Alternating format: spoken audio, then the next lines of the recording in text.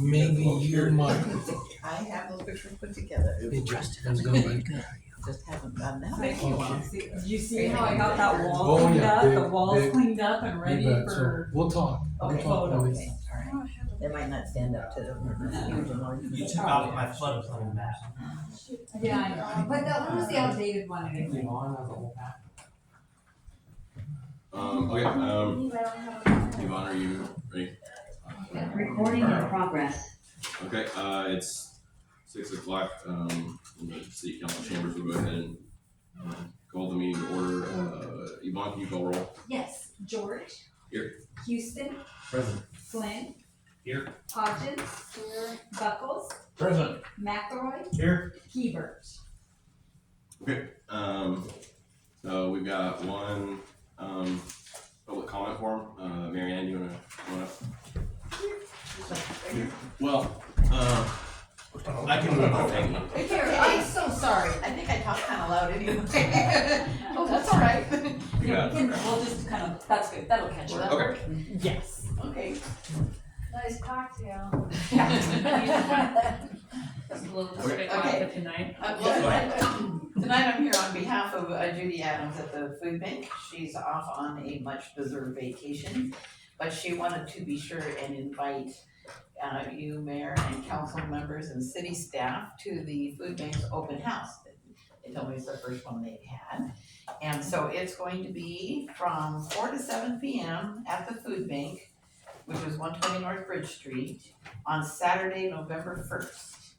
And what they want to do is kind of show you what they've done with the grants and the help and the support they've been given. And so they're going to conduct tours, so you can walk around and look at the facilities and ask questions and all that. And, they wanted to, they've been the recipient of some of the community grant awards, and they've also, the city has helped them by allowing Laura Conroy to help with the more involved grants, and that was really something. That was when they went through the process of getting that new van and everything like that. So that really worked out well. They really appreciated it, and they look forward to continued work and support with the city. So they do want you to RSVP by October 24th, and I have phone numbers, or if you plan to go, you can just tell me and I'll pass it on. So, does anybody want to commit to going on? Or I can give you the phone. I'll give you the phone numbers. Okay, you can call 503-843-3133 or 503-313-5702 or 360-431-9007.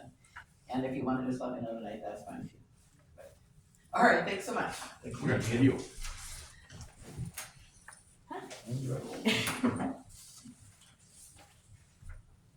I think we're gonna have another one. I'm almost ready, yeah. Okay, you can always come on up and. Yeah, Okay, it's no yeah, problem. I'll fill it up. Yeah, after. exactly. Sweet. 4 to 7. And this microphone is on here. Okay. Unless you want a podium, and I can pull that over for you. This works, yeah, can y'all hear me out here? Good evening, hi, most of y'all know me, I am David from Tree Redemption Gardens right on the highway. We have a plant nursery. We're also doing all sorts of other pollinator gardens, we're doing fruit trees, we're getting involved with the schools here, doing gardens. And one of the things that I've been talking to people about lately on city council and in the area is just adding more new life and plants to specific areas. We recently did 100 arborvitaes out at the new dog park, and it's looking great. By the way, just went and checked them out. The City Hall area here, when I come into Sheridan, you're coming down the driveway off the highway, and it just feels a little plain. It just feels a little devoid of life. And so does City Hall, to be honest. And I really love this area, but it's like, I kind of just not to be negative, but it feels like it could use some new growth, some new pollinator plants. Recently, we became a bee-friendly city, which is very encouraging. I'm recently a new beekeeper this year. Big fan of supporting the bees, the pollinators, butterflies, whatever. Our local ecology. So that's a lot of what I'm here to represent and to help support for the city. Recently, me and my associate went through and mapped out the front of City Hall. There's a lot of room, actually. Yeah. And, I've been suggested certain plants that would be good, ideally it'd be nice drought tolerant plants, ones that wouldn't need a ton of maintenance, ones that would be perennial, they just hold their space, easily to maintain, but also beneficial for the local pollinators, for the local ecology that we want here to encourage for the bees. And we could do it no spray, we could be an example spot for the city. And yeah, just, we've been talking about it enough, and it would be nice to just get some sections started. So I'm just here to gently nudge that project in whichever way I could, and also be a support. Oh, and also, I don't know, I just read the little plaque outside today. I don't know if y'all read that little plaque in the corner. It says, "This tree is an honor," and there is no tree. So either we plant a new tree, or we change the plaque. So, that is something I've never read. I've lived here for 6 years, so that was an interesting thing. So we have trees, if we wanna do a new memory icon tree for that brother or that family. Just happy to serve the community, and if y'all need my info, I got Kale's number, I got a few of the city council here, and I'm stoked to get something like that going. Would you be willing to draw up just a proposed arrangement that you have in mind? Absolutely, yeah, I mean, They can email it to all the counselors and we take a look at it. yeah, absolutely. I mean, I could do a simple starter garden, which would be nice just to have maybe by the walkway to the office, something there, so there's just something started as like an initial. The larger project, I could do both. I could do a simple version, which is just a simple intro, and then the full scale, which would be really nice. It wouldn't take too much effort, but we do have maybe 400, 500 square feet of space available at least, so could do some nice gardens. But yeah, I would totally be willing to do that. Thank you, I think that'd be good.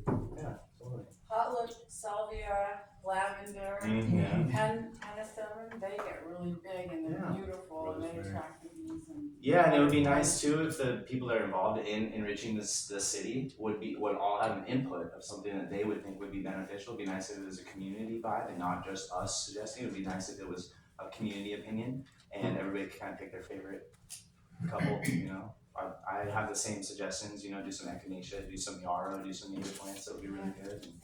And, I just think drought resistant. They don't have to be watered all the time. Totally, yeah, you don't need to take care of them that much, they're very bug resistant.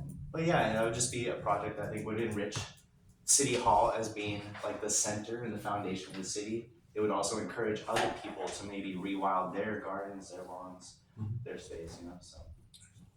Yeah, thank you so much for your time. I'll leave my info and. Okay, thank you. Yeah, appreciate y'all. Thank you. Thank you. Great idea. When I was driving to Wallaton, coming off of the highway, and there's a little plaque right there, and I mentioned that today, that it says, "We're a bee city."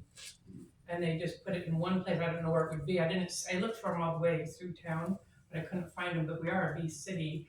And it'd be, even if you wanted to put it in the front here by the city hall, because there's enough room right there. It was pretty cute looking, it was just like one of those little highway things, except it had a little bee in there, and I thought that was pretty cute. Okay, so we'll move on then to the property stuff. The first one was the Huntley and the Heider. Ian Preston went with a realtor to look at both last week, I think. And as far as the owners go, the Heider I wouldn't call it that they don't really have an owner. The properties was foreclosed on and it's in possession of the lien holder that gave out the loans for that contractor to work on, and it's been foreclosed on, so it's now back in the possession of that lien holder, and they're trying to sell it. It's now able to be sold because the foreclosure process is all done. The Huntley building is going through a similar process. It's in the middle of being foreclosed on, and I think they said it might be done in January. So after January, that can be sold.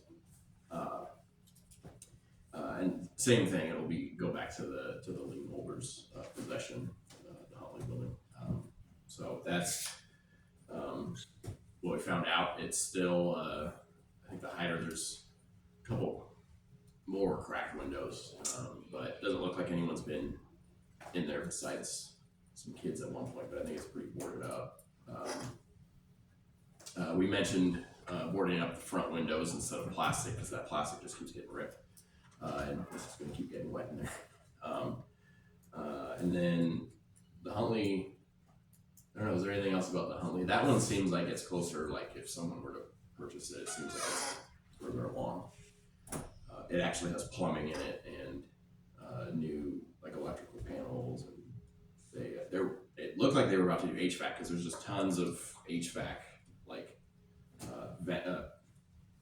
it's not vents, it's the yeah, the big round The ducks. the ducts, yeah, the ducts, yeah. They just have a big pile in the middle, but I don't know if you want to use that now, because it's, I don't know what's been in it, but that one seems further along, so.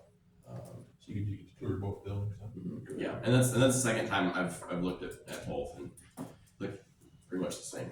How is the upstairs in the Heider building? Have they even divided it off into a part so you can tell what they've got in mind? Yeah, I think they did it because it's kind of like a mix of old framing and the new framing. So I think their plans for the space, they did do that, the floor plan.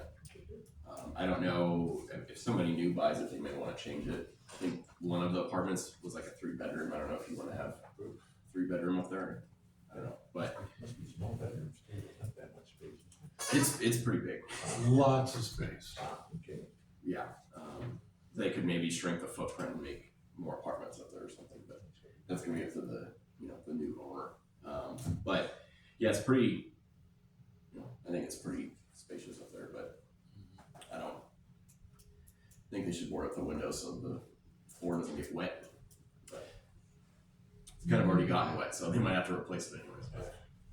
Yeah, Kel, that was a great day looking at those, but on the Heider specifically, it looked like it had been framed for lots of different rooms. Maybe it wasn't quite completed on the upstairs, but the realtor did express a need to button that up for the winter. And in both cases,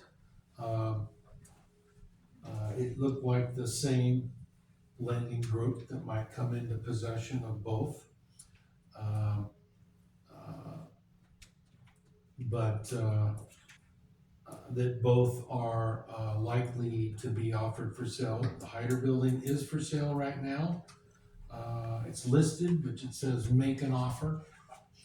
The Huntley, correct, that we think it might be the same kind of thing in January. We'll wait and see. They're going through a similar process. On the Heider building, we were asked if the city had interest in purchasing the Heider building, and I said no. That could change, but right now it's no. And if they wanted to engage the city in for the city purchasing that building, then they would need to send a letter to the city with an offer of a sale. That can engage the council in that discussion in executive session. But for us to make an offer on a building that's not listed for anything, it doesn't happen that way. That's a lot of work we would have to go through as a council to determine what the value is, why we should do that, et cetera, et cetera. We shouldn't take the time to do that. If they want to sell it to us, make an offer of a sale. Real simple, then you all can take that up in executive session. Because right now I said there's no interest to buy it. That's what I told them. As far as the Huntley building goes, that's a discussion for another time. That we didn't discuss, that's not for sale, that's not acquired, that's just, we were appreciative to get in there and look at it. I was impressed with both buildings. The Heider, just, you don't know how big it is until you get in there. You know, lots of space. The Huntley, building is a different kind of a space, and it overlooks the river. There's that beautiful balcony there and everything, lots of potential, I would think. I think the previous owner that invested a lot in it thought there was potential too. It was a real nice offer to go through and see that, and that was great. One other thing I wanted to mention about the Heider building is, you might remember that the Heider building received a Main Street grant for improvements. And that grant was obtained by our Downtown Revitalization Committee, which is incredible.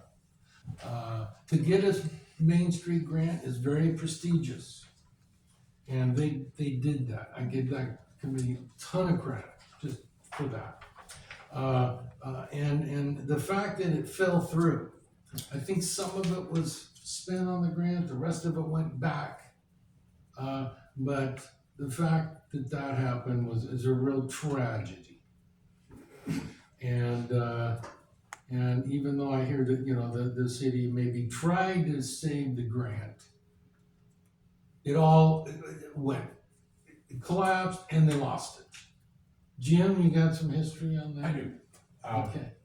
The grant was designed to be paid off once they had restored that building to some sort of original. He already said some of the stuff was gone, he couldn't restore it to original. So they could not give him any money until he got done. And then when things went poorly, they just returned the grant. It wasn't necessarily lost per se, so they're still in good standing with Oregon Main Street. I think he just kind of ran out of time. Yeah, Dude. well, It expired. it's, I would say, maybe they're in good standing, money wasn't lost, but it's an opportunity missed. For sure. And I assured the realtor, that ain't gonna happen again. You know, yes, it was to a private owner, and they had to make a lot of commitments and everything else, but the city has to ensure that that doesn't fall through again. And I think maybe the city might have tried, I don't know, I've heard, but I just don't want that tragedy to ever happen again. And I will not try to let that happen again, you know. But getting a Main Street grant is really a wonderful thing, and not everybody can do that. And to think that our Downtown Revitalization Committee could do that was really a wonderful thing. That would be, you know, thinking ahead to having downtown development standards and a facade grant committee that can complement that and help people meet the new downtown standards. The Downtown Revitalization Committee could be the perfect group authorized by the council to work out those standards by a consultant and make those awards. It's a great complement to downtown standards, and this is just a wonderful committee that could be considered when the time comes, you know, that we do that. It might be already in place to be a partner in that facade grants in the future. This background was real helpful and timely, and it kind of is good background for the next item of discussion. There really wasn't any policy related to this first item. It's just information only about those two buildings, answer questions, that sort of thing. And I mean, you know what I know about those buildings. Did you want to move on to the second point, Your Honor? Yeah, are there any questions about either building? Well, it was my, yeah, I'm sorry. Yeah, go ahead. I have a question. It was my understanding, talking to TK, that if someone bought it, there might be a possibility of getting that Main Street, grant again, and the revitalization committee overseeing it as they did the last time. Yeah, they would just have to reapply. It'd have to be the new owner and have to reapply. Yeah. I go to those meetings, it's not, they're not gonna get it again. Oh, really? It's over. Oh, In regards to the revitalization, because they asked that at the meeting and she said no. Like that program is over or that? Just the whole situation, whether, cause she was overlooking it, TK was yeah. supervising them. And she said, they did ask at the meeting and she said, no, it's gone, it's not ever coming back. It's a one-time thing. Well, either the funds are cut off, she's exhausted from doing the grant, or the funds are, they don't have the funds anymore. But possibly a different entity or a different organization could apply for it. I know Business Oregon has some opportunities just for businesses in general, but with that being such an old building, I think it's a good candidate to get some, and you can get grants, or you could even do some business loans that have super low like interest, but I'm not too familiar with the Main Street Oregon group, but if they're still around, I would think they would have some grants, but maybe they don't have any that fit that building, I'm not sure. I'd have to find out more about that. Yeah, Your Honor, if I could just add on, I mean, what TK and the committee did to get that grant was just really outstanding. And it shouldn't reflect in any way that they weren't able to administer the grant. They could have tried and everything, and I'm sure they did, but I fault mainly the owner and the city, not the downtown revitalization committee, not the realtor, as far as the main entities to make sure the grant met all the criteria, all the milestones, and was actually funded and followed through. You don't mean that to be any poor reflection on what TK. Oh, no, just, I think the grant expired. You had so long to use it, I think it was like 2.5 years, I think. And it just expired. They have another grant to help people downtown, and there's an expiration date on that too, if they don't get their signs up, that they allotted money for facades and stuff. But there's a time frame on, that's just from the revitalization, but I believe she said it expired. It was no one's really, he couldn't bring it up to snuff, and they couldn't reissue it, and it just expired. Yeah, I can ask TK what. Yeah. I know it's I guess, more appealing to a buyer if they have access to some grants possibly. It would make them feel a lot better if the grant was already awarded, but if they know that they might be able to apply for some, that might help. Well, too, the realtor advertised that grant went with the building, and that was false advertisement, but that's not here nor there. I tried to let them know that that's not, No. but I'm just a hillbilly realtor, I don't know anything. Any other questions?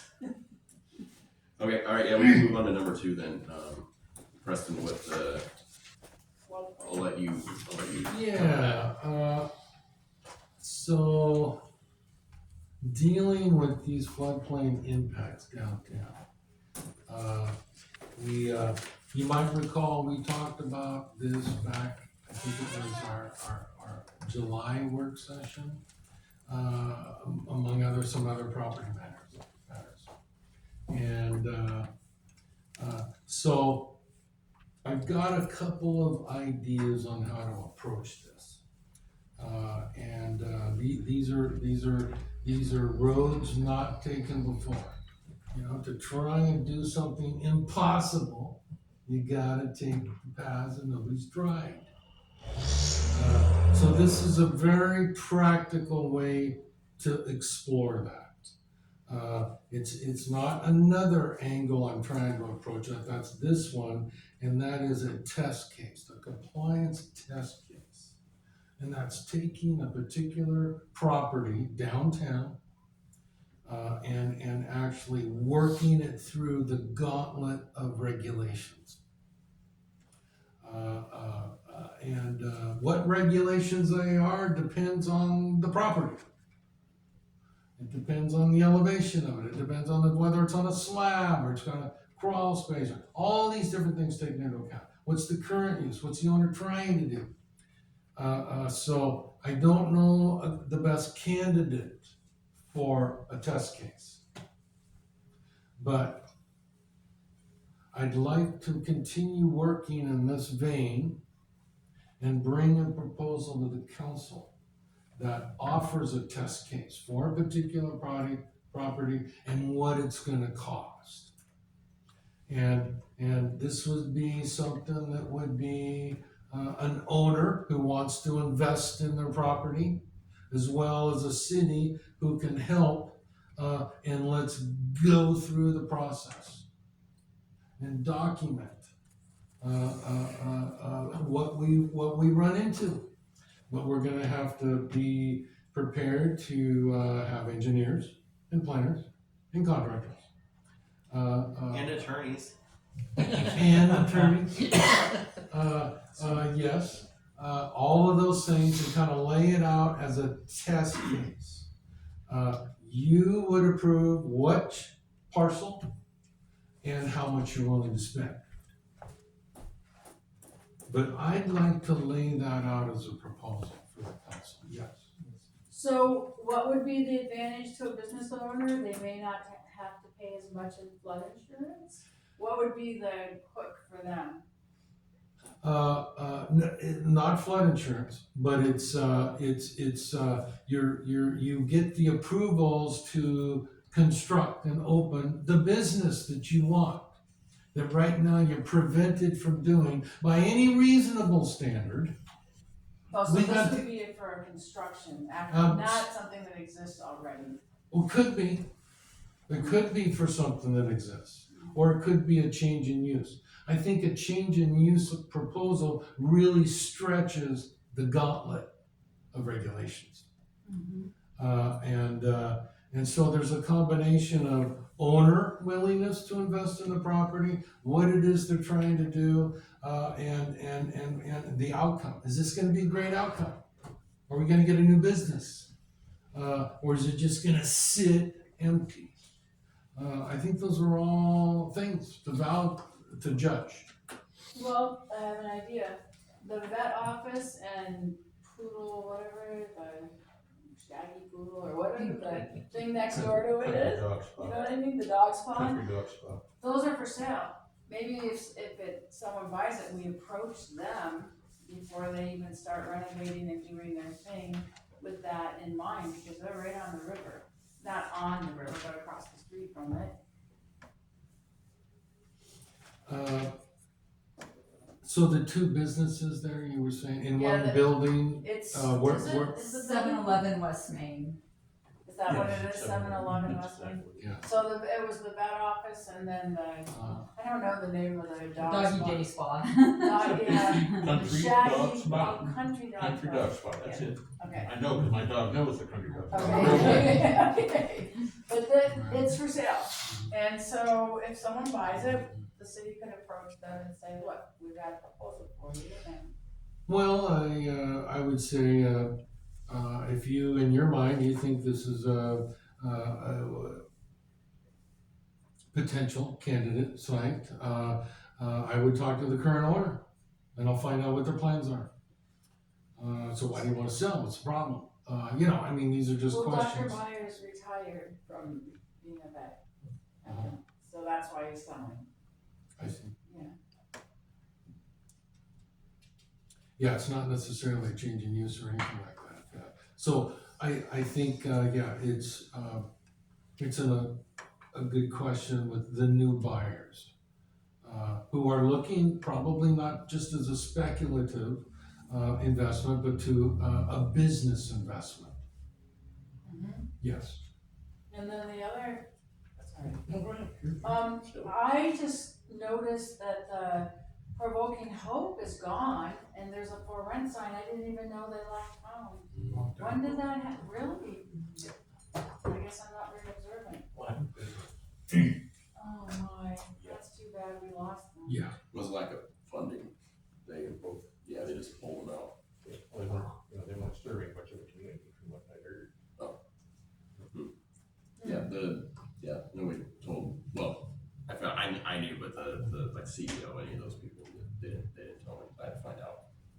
I just know he's got a for rent sign, and that's how I knew. Okay, Jim, It's the whole purpose of having a compliance test case to, get something concrete, and then new businesses, hey, follow this detail, and you're gonna be good to go if you use this process to get your building.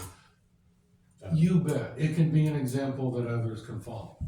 And we can say, that, maybe it's not so bad, or maybe it's not so expensive. Or we could say, this is total BS. Nobody's gonna go through this. This is ridiculous. Look at what we had to go through. I don't know. Nobody's gone through at that length to show what it's really like. Peter. Yeah, regardless of what property ends up taking advantage of this, the unknowns are just too high.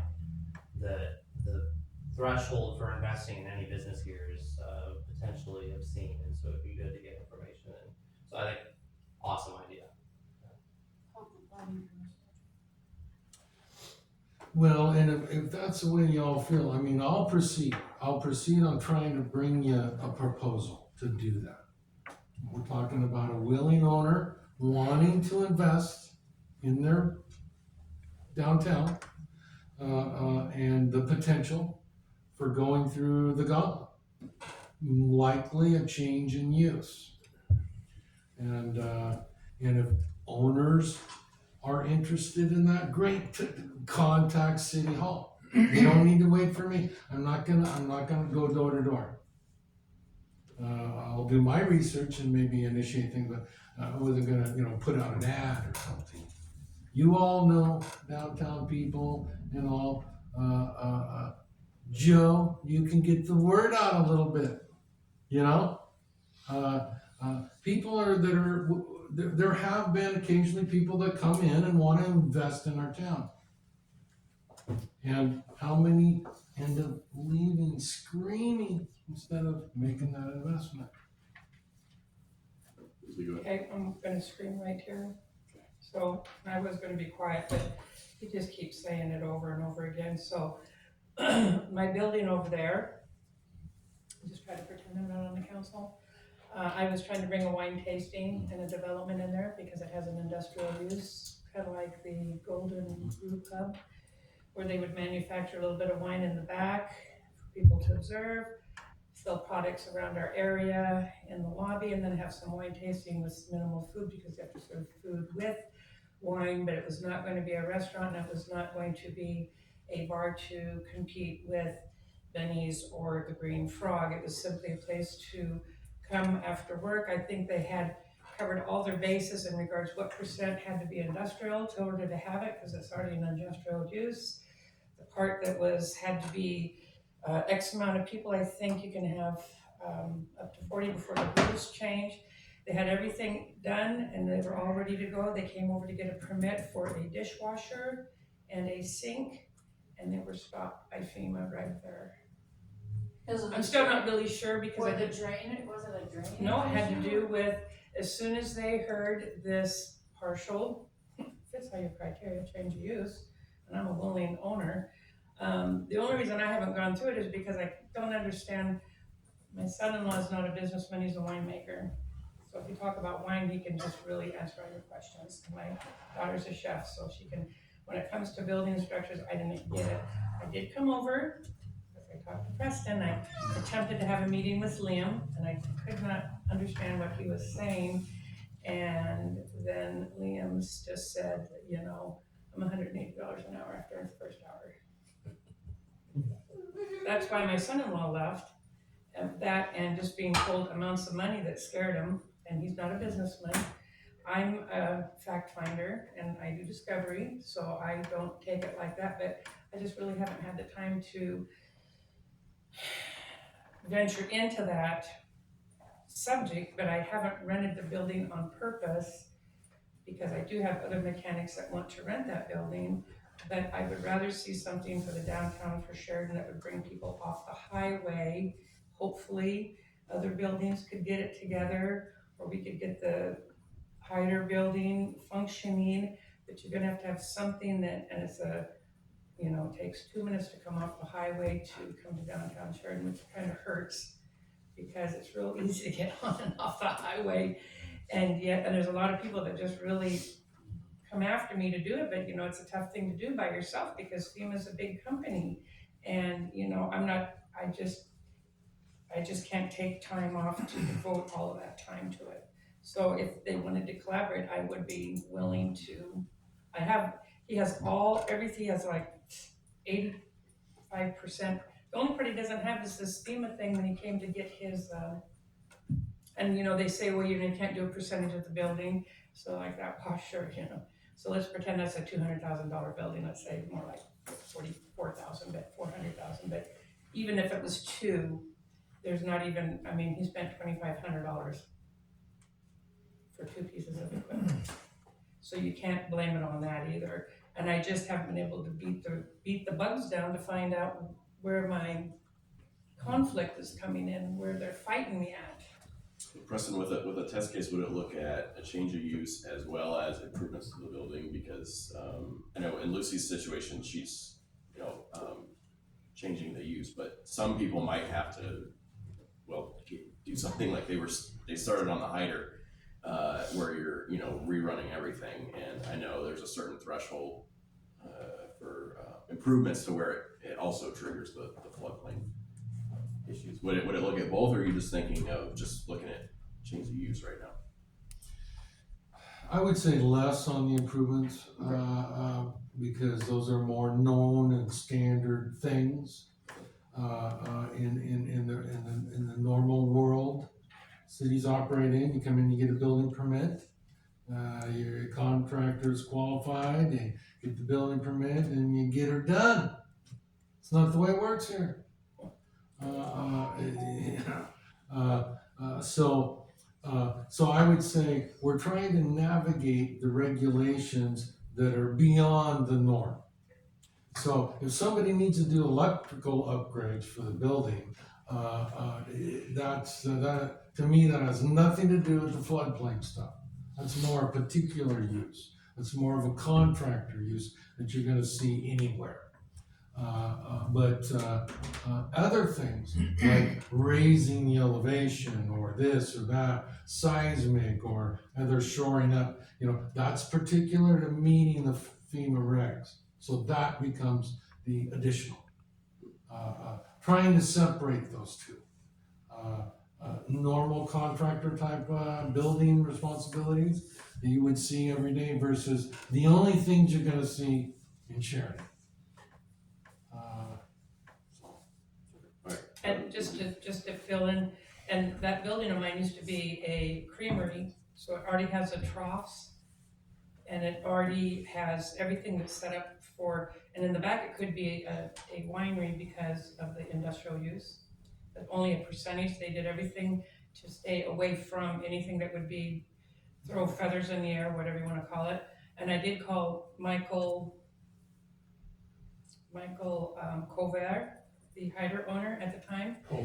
And I asked him who he used to start as an engineer, and he goes, where's your basement?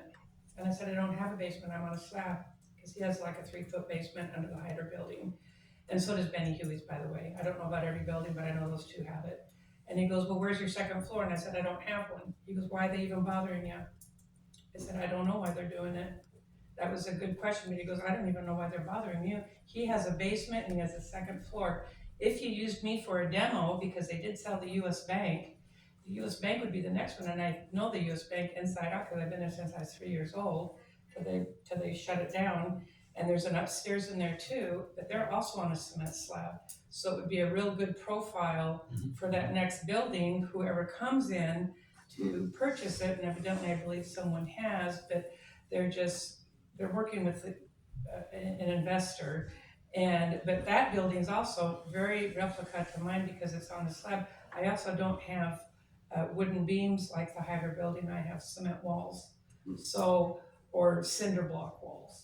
So that, and I believe the US Bank is also, so actually it would be a real good little trial for the people who are coming in with the bank, because I think that bank would make a really nice restaurant with all that parking they have also.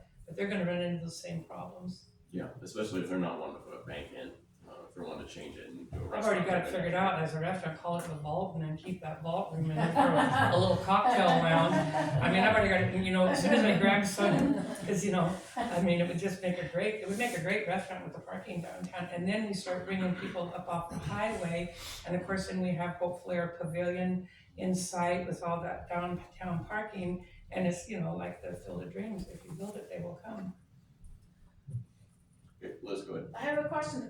I remember talking to Derek and he said there was something about if he was making wine on site, there was some drainage problems with the wine. No, because I already have the troughs in there, because they use it for a creamery, and the creamery troughs work for, the only reason they won't let them use it as a beverage type of is because it was an auto mechanic shop for maybe 60 years. And so then they called it this change of use, but originally it was the same thing they want to put it back to. I think it has a real good chance, but I'm just not sure how to flip it over and make them work with me instead of just, you know, writing it off. Yeah, it'd be nice with wine and charcuterie boards. Mhm. Yeah, it'd be really nice. Nice location. We had a chamber meeting in there because I thought it was almost gonna be done. I remember. And they just came over to get a permit to plumb it. It wasn't for the electrical or anything, it was just to put in, which it had prior, but they did it the right way and then they got shut down. Okay, Ian, did you have something? Okay, okay, you have anything else on that, Preston? I don't, just a, kind of a thumbs up, keep going. Okay, thank you. Yeah. Okay. Well, and I guess, again, that's not the only angle we're working on and thinking about, trying to navigate some of this, these heavy regulations that are affecting our downtown. It's not the only intent, but, thanks for the support on that one, we'll proceed.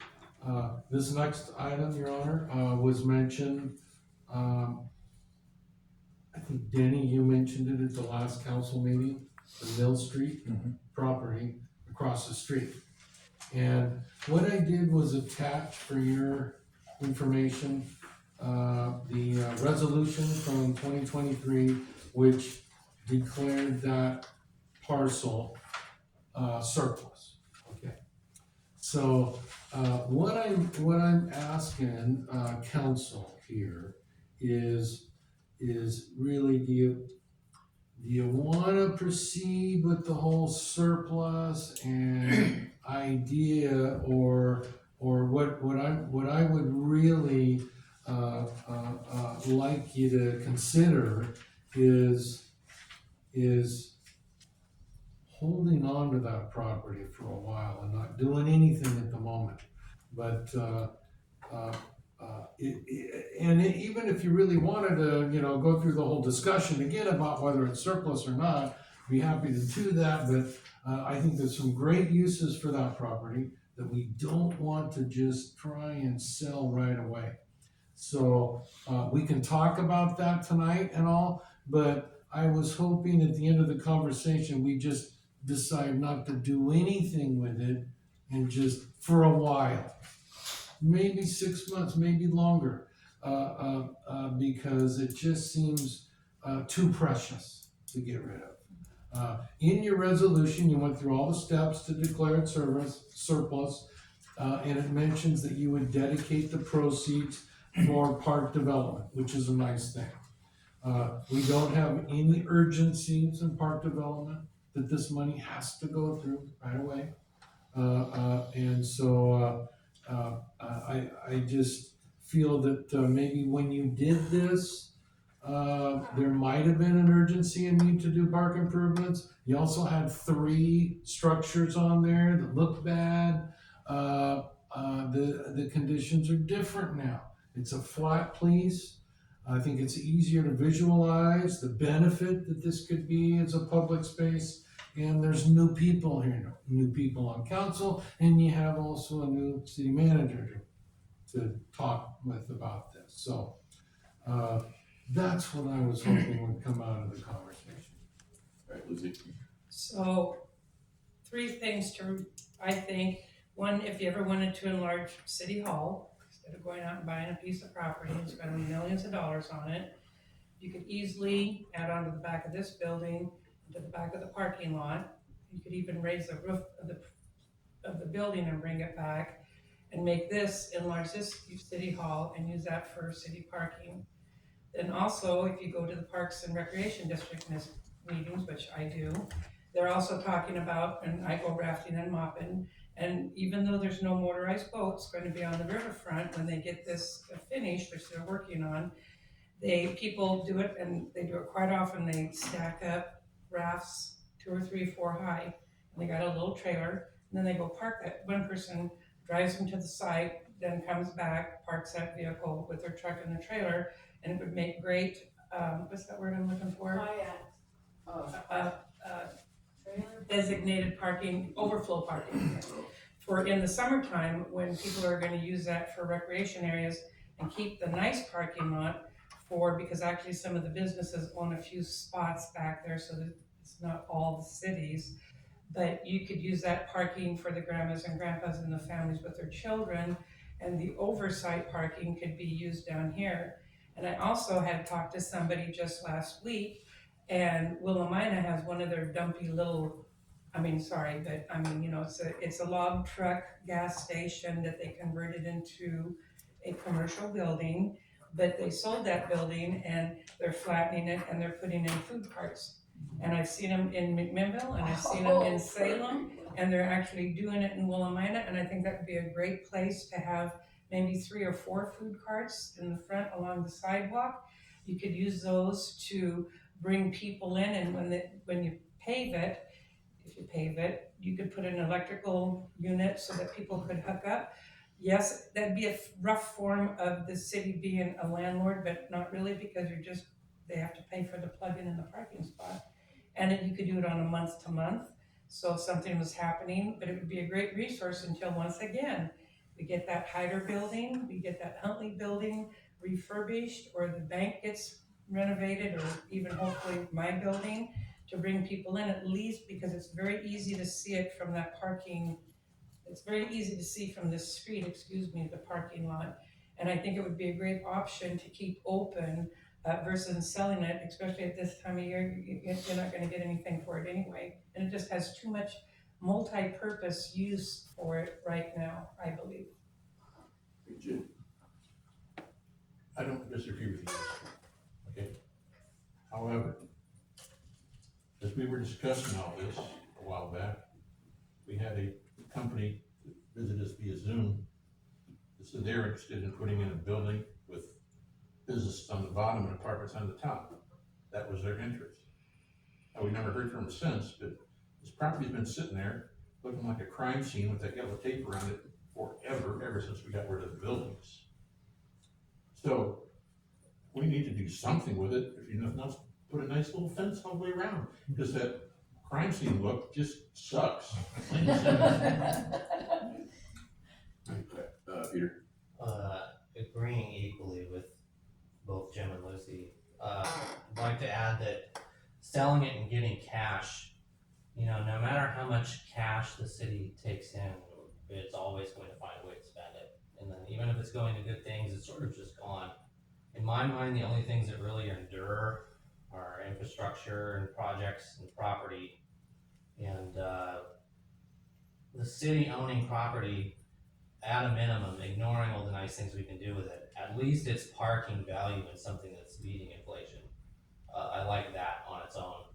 So certainly, instead of taking the route of trying to sell it off like a previous council decided, I'd like to just try and fast track getting it into the hands of someone who would do something with it, or developing it ourselves into something nice that people can use, as Lucy was describing.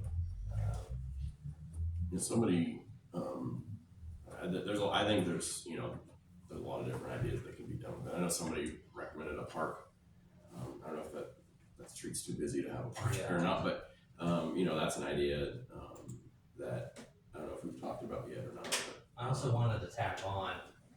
Wanted to wait to say anything because I didn't know what the flood impacts on number 2 would be, but I would really like, for the same exact reasons, for the city to own the Huntley and the Heider. But I'm not gonna ask to change anyone's minds, cause I hear how, nobody wants to do that. But if we, say in a few years, have noticed that the market is not doing a good job of making use of those buildings, the threshold's just too high for people to make use of it, maybe we need to come in and offer a little boost to make that happen. So I'm yeah, I hear how resistant everyone is, so not saying right now, but something to think about for the future. Ian, On the subject of the Mill Street, whether it should be surplus or not, I concur with Councilor Flynn. right, Liz, I think might have been next. Yeah. Okay. I think that we should think in terms of our projects. So we've got a big project going where we wanna have a boat landing at the, Monroe Street Park. And we wanna get recreational, water recreational things going down there. We want a nice park.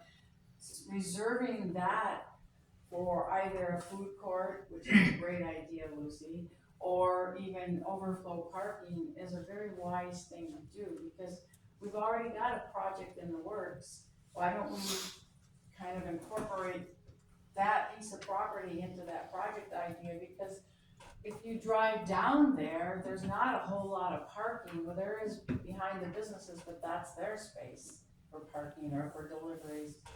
We would need parking for people that are recreating on the river, so I really think we should hold off on any decision of selling and see where our projects go first before we decide to sell this piece of property. I think there is the plan is to have a parking lot back there.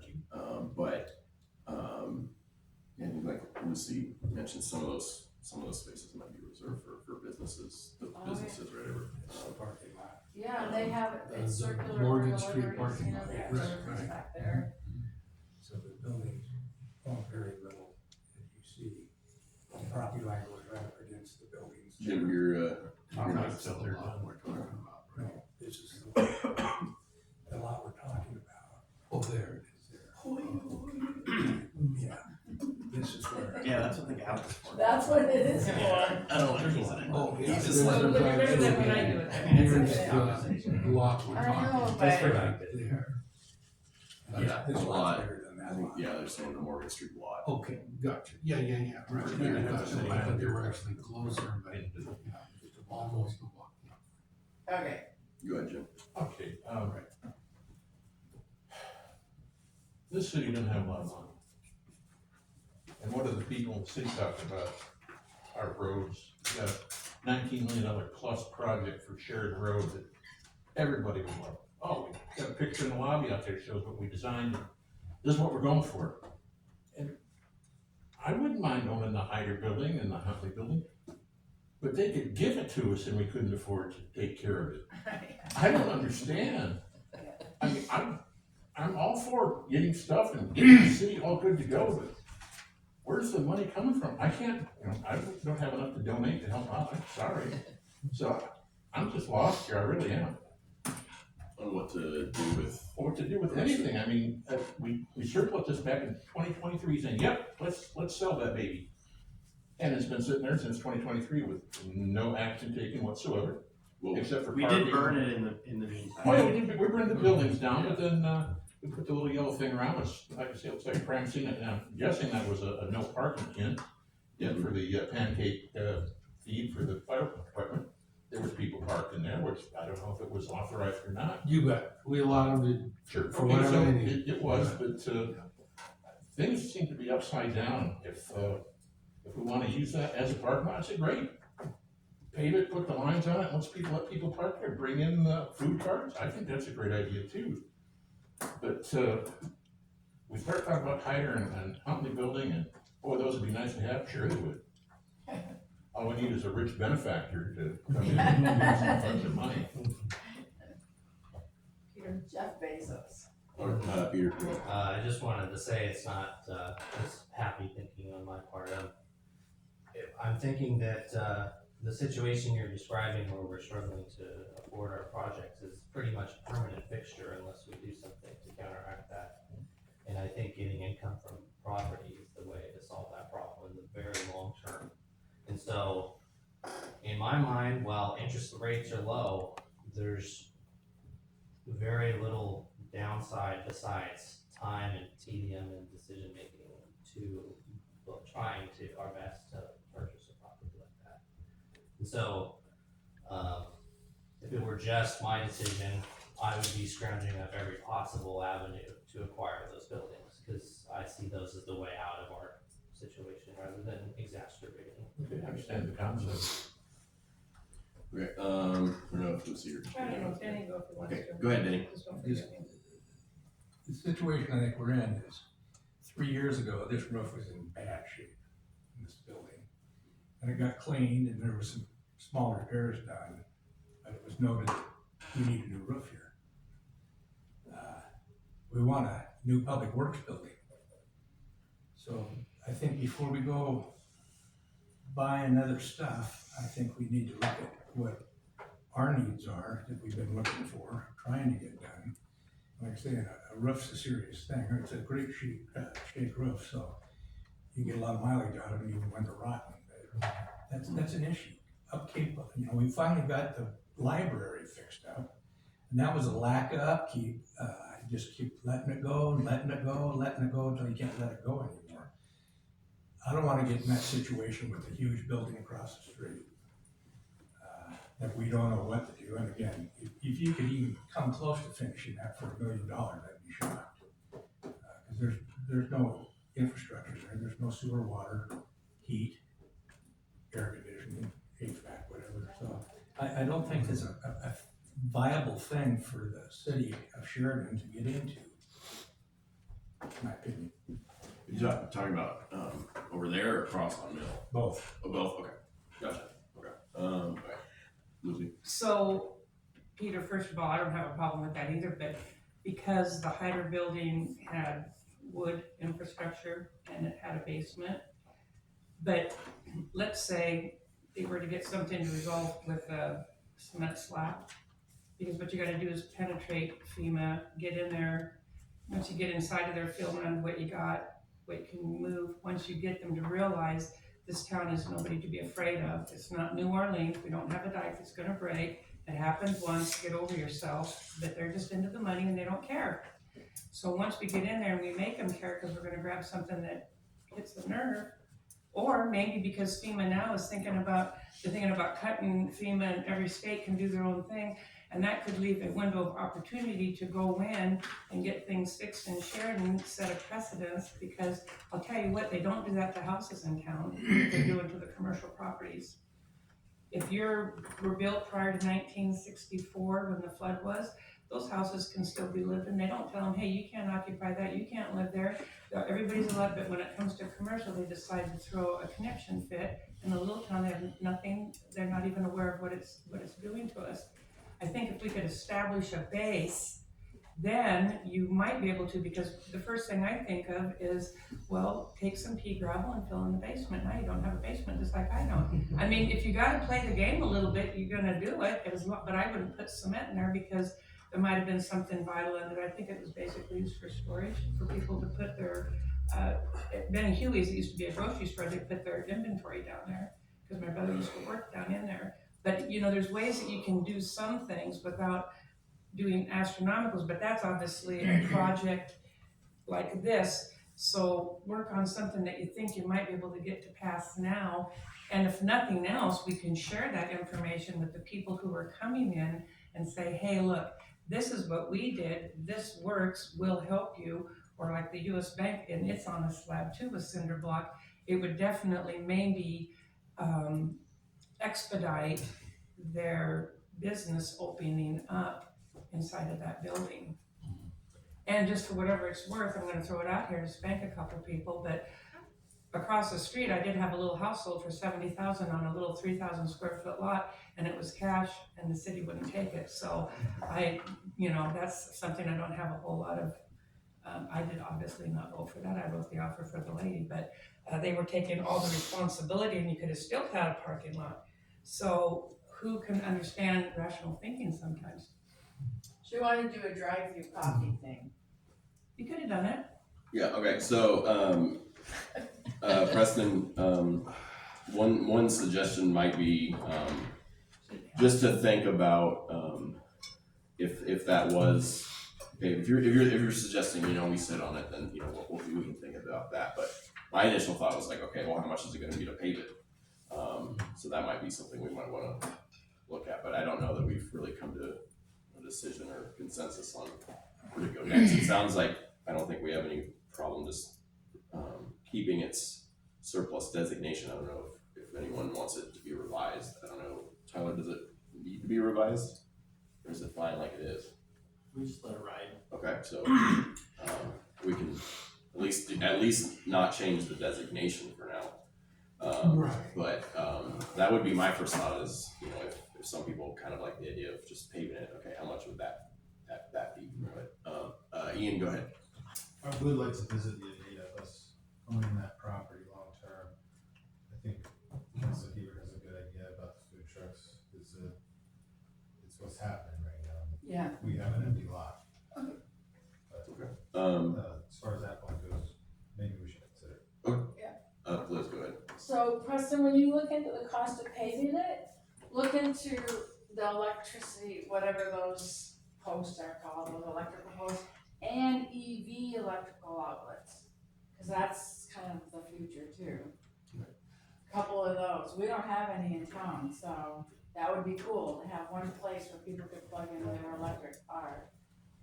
Yeah, that would be, good to look at, I'm and we just can curious. find out, Well, the cost to it's- replace it when someone If cuts we're the looking cable. into the future, there are gonna be people that have electrical cars, and if we don't have a place for them to plug in. We'll just plug it. So I know, my Airbnb people just plugged into my house yet.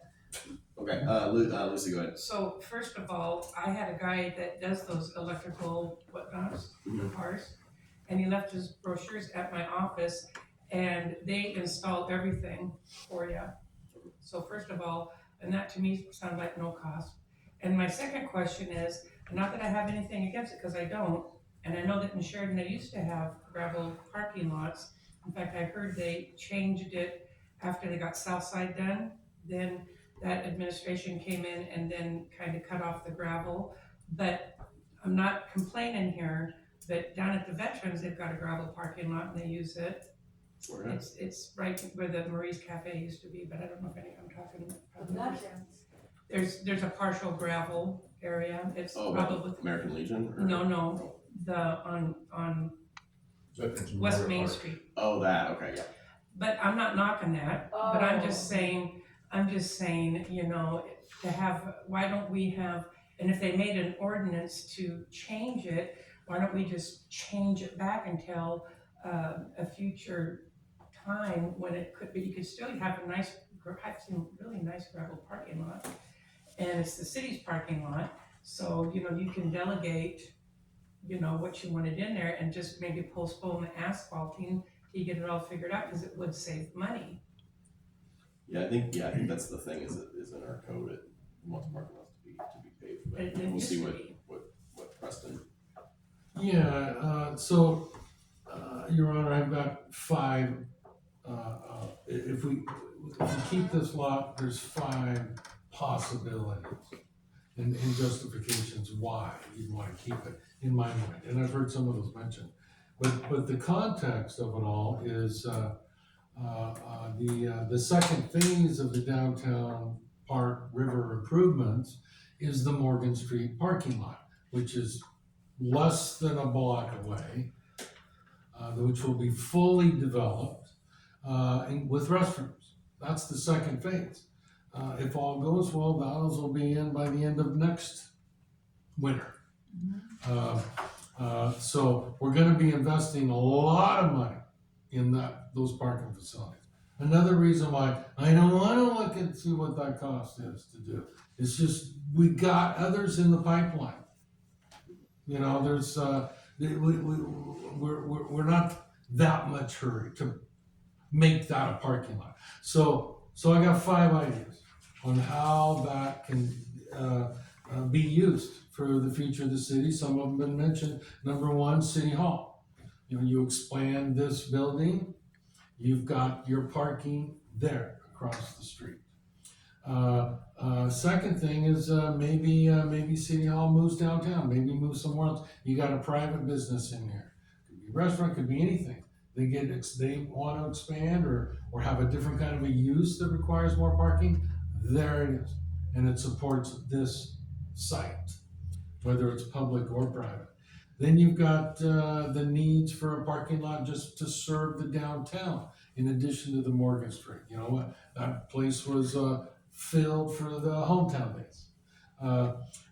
So there's all of those different downtown events and the support of parking there. Mentioned park parking, more access, more proximity to all the downtown improvements, which are gonna be invested in. And really the fifth one is, when you're the owner of a property and you wanna develop it for a future use, you can develop it however you want. Now, if you're regulating it, no. If we regulate the use, it's based on what's in the code. If a use comes in that's allowed over there, fine, we allow it. Whatever the owner wants, it's agreed with the land use. When we own it, we can develop it however we want, as long as it's within the rules. But we can bring in our own kind of business. We could say, we're collecting proposals for the business, for mixed use, business on the bottom floor, apartments on the top. Who can give us a nice proposal to do that, and we'll give you a good deal on the value of the land. I mean, as the owner, there's a lot of cool things you can do to dictate the future of that property that you can't just as a regulator. I think it was you, Danny, that mentioned the mixed use. Fabulous idea. Our downtown code encourages mixed use in our commercial areas. That's already there. So owner occupied, that's even like a big industrial sites. Build it and they will come. Well, you can build it and exactly bring in what you want. If you own it, you know. That was my point. I didn't say earlier because I didn't want to drag it out, but we're still talking about it, it's extra relevant. Your concern is important. I don't want to do anything with these properties that would add to our maintenance load. I'd hope that if we're acquiring or using, it would be something that at least could pay for its own maintenance and then could pay for extra stuff on top. So if we're running into problem with paying for repairs to the buildings that we're owning, we're unfairly charging too little rent or something of that nature, right? I would hope it'd be a fixable problem. So I kind of think that there's gonna be, you know, some changes downtown that it might be worth it to see kind of what happens and what the demand is when that's a park and that's a river access. And I don't know if we wanna hang on to it until the Heiders, you know, somebody buys that and flips it and turns it into businesses again. I don't know. I don't remember, since it's been so long, when that Heider was full, I can't remember what the parking situation was. I kind of think that kind of is dependent on what businesses there are. If, you know, if it's a restaurant, there's gonna be cars parked longer. If it's like a video store like it was, you kind of go get what you want and leave. So the demand for space might vary on what's there. But if, you know, the bank's a restaurant, then that's more, you know, demand for parking. I don't know if we want to be in a hurry to, you know, sell it, or if we want to just kind of see what happens downtown. But I'm not sure yet what to do. I know if it would be worth it to ask Liam, since this building is in the floodplain, if we were to change or to add on, if when we add on, you know, we have to bring that up to floodplain code. If then that means this building has to be brought to floodplain code, which I don't know if that's a thing or not. Depends on how much we did. Okay, because if we start over there and we trigger something, then the rest of this building, it might not be worth it to bring this building up to, the current floodplain standard. But that's another thought, but, okay, Denny? So I'll just remind everybody, we own about 4.5 parking spaces in the post office parking lot. Mhm. It's about 4.5. So, it'd be nice to get those designated. I brought that up many times in the past, but, that's just another one. I didn't know. We were looking at those spaces from the second floor of the Heider building in the back. Mhm. We were looking at the parking out there. Yeah. And it looked like a lot of spaces, but you're saying the city has about 4 or 5, Yeah. right? Cause there was a lot of spaces. Yes. That could serve that building and others, Uh, Mm-hmm. as long as it's public spaces.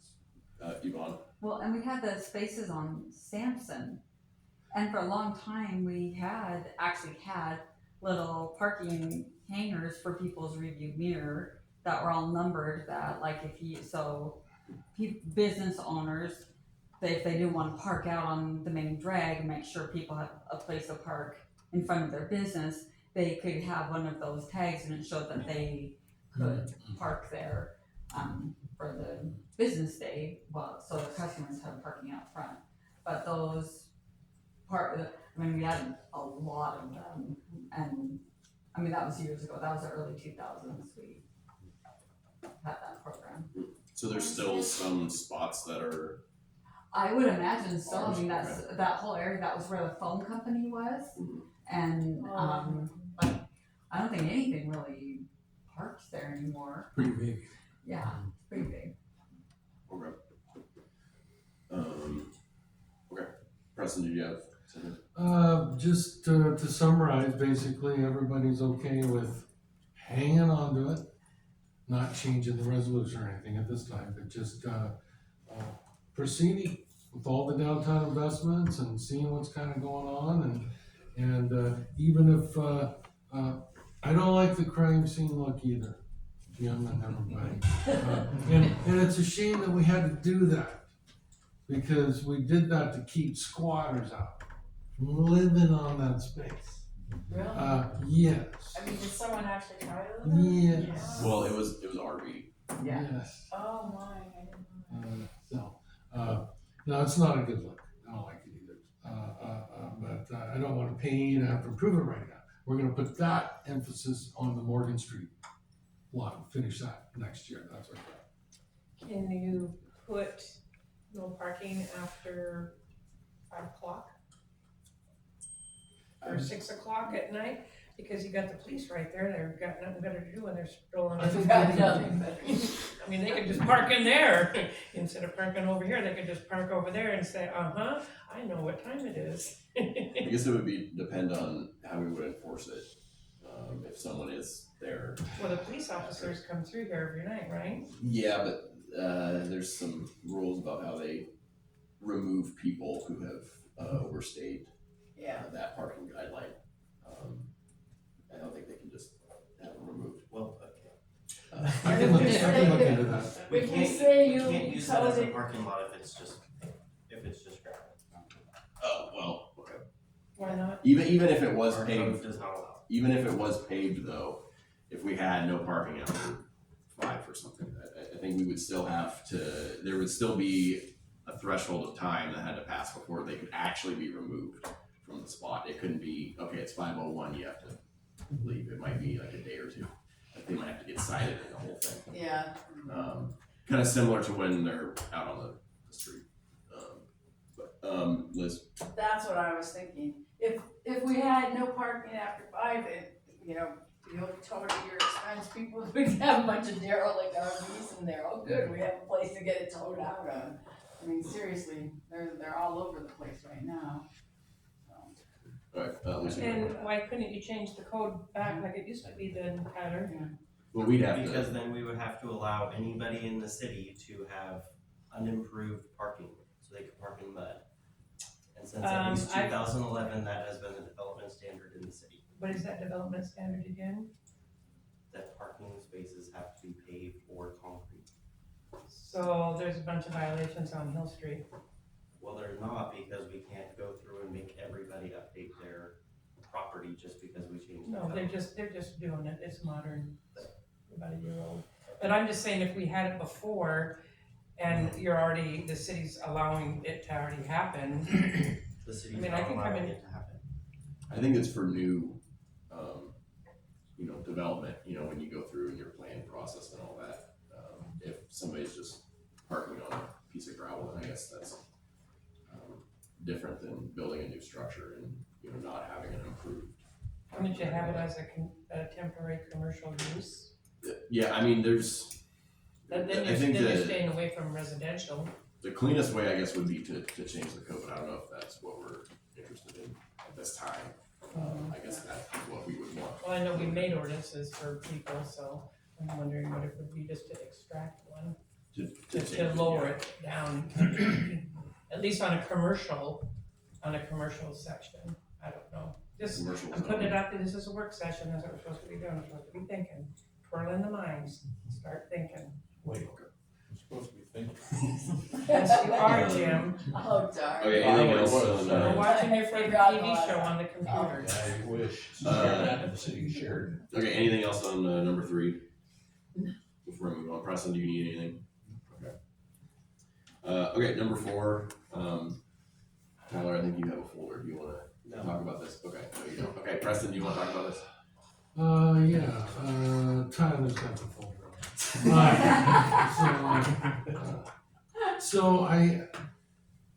We have 2 parcels that we have farming relationships on. One is the Orchard Street, which just expired. Right. And so, yeah, should we continue that sort of thing on that site? That's one. And then the other is West Main Park site. That is ongoing for 1 more year. And, West Main, or, you know, this way. West Side Park Oh, is what pardon. they're calling it, at the end outside of town.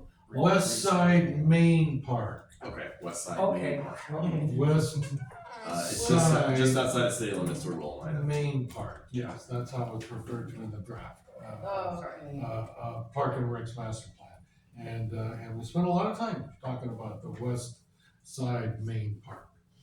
And, so maybe you'd all like to start with the first one and talk about that. Okay, Danny, go ahead. So the Orchard Street Park, as it's called in the document, that's in the wetlands, Yes. and it's not very good farmland. And so whoever is farming the land around it, it would be viable for them to farm it, but for somebody to go in and farm 10 acres, it's not viable. The gentleman that got another year out of that lease, that shouldn't have, he was farming the ground around it, and he lost that ground to someone else. So, we'd asked in the past to have our previous city manager look into talking to the solar company to see if they would be interested in that. Like I say, for someone just to go farm that 10 acres, it's basically only good for hay. It's not a good crop growing area because of the wetlands and the soil. So I don't know if that ever happened. Was it part of the reason he was farming that land is because he also had the other land behind it? Yes, he had about, I don't know, maybe 100 acres or so all around there. Because that was how he was using for his right of way to get that property also. Wasn't it? He was coming through the solar farm. But he could go either way. And I think, Preston, I'm pretty sure I know the name of the company that owns the panels out there. I know there might be some other options too that we have with that parcel that maybe we're ready to do something with than, putting any sort of park improvements on West Main, so, the West Main Park site, I should say. And no one should be on that land, right? The Orchard Street. Okay. Yeah. I guess, Liz, Didn't a woman come in and she wanted to partner with us with solar panels? That would be a good idea. Remember that?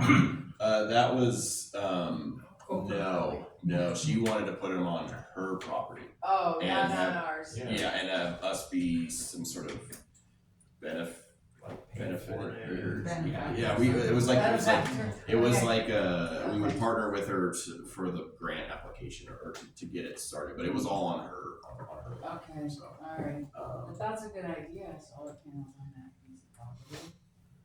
yeah, I think there's some around it, cause it's okay, So Lucy, go ahead. if somebody else is farming that other acreage, has anybody approached the new owner who's farming the other 100 to see if they wanna farm this parcel? So it sounds like it's, it must be owned by someone else and then it's farmed by a third party. So I wonder if that third party, That's right. that could change. But I wonder who I guess it could be worth it to ask the person who owns the land surrounding it if they want to. Because once again, if anybody went to the Parks and Recs meeting, and I know they're not really quite ready to disclose yet, but they had a thinking thought about that 10 acres, but weren't ready to quite bring it to the council yet.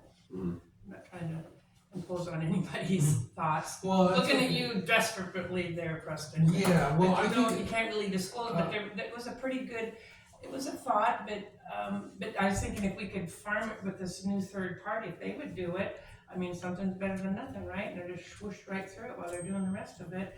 And it would give the time for the Parks and Rec to develop, because they're going through a lot of those meetings. I mean, they're going through a lot of things. And that could be a piece of property that they could possibly use inadvertently, sort of, kinda. Lucy, the Park and Rec committee is working out their final recommendations on the Parks Master Plan. That'll go to the Planning Commission eventually. And I think the thoughts along the Orchard Park property is that that's probably not a good candidate for future park use, but perhaps more industrial use, that the city should consider selling that for a more appropriate use and using those proceeds for park development elsewhere. So that's being kicked around right now. Liz, go ahead. Is that the property that was gifted to the city that there was a stipulation it can't be sold? Oh, it can be sold? Yeah. Okay. Correct, and they discussed that, and the feeling was that as long as the proceeds were dedicated toward recreational or park purposes, that met with the previous owner and the actual dedication of the property. Right, they wanted a ballpark there. Okay, Danny, go ahead. So it's the Shanafelt Living Trust that owns the farmland around Orchard Street. Mhm. And I've talked to her years ago, very nice lady. And she doesn't want to develop that property, her property. That's why she bought it from the mill in Willamette. She works for them. And that's when I talked to her, just because the people that were farming that land retired. And so Mr. Levin took it over, and but he only lasted a year with them for whatever reason, I don't know. Somebody else is farming it now. But that would be who to talk to if you want to talk to who's farming it.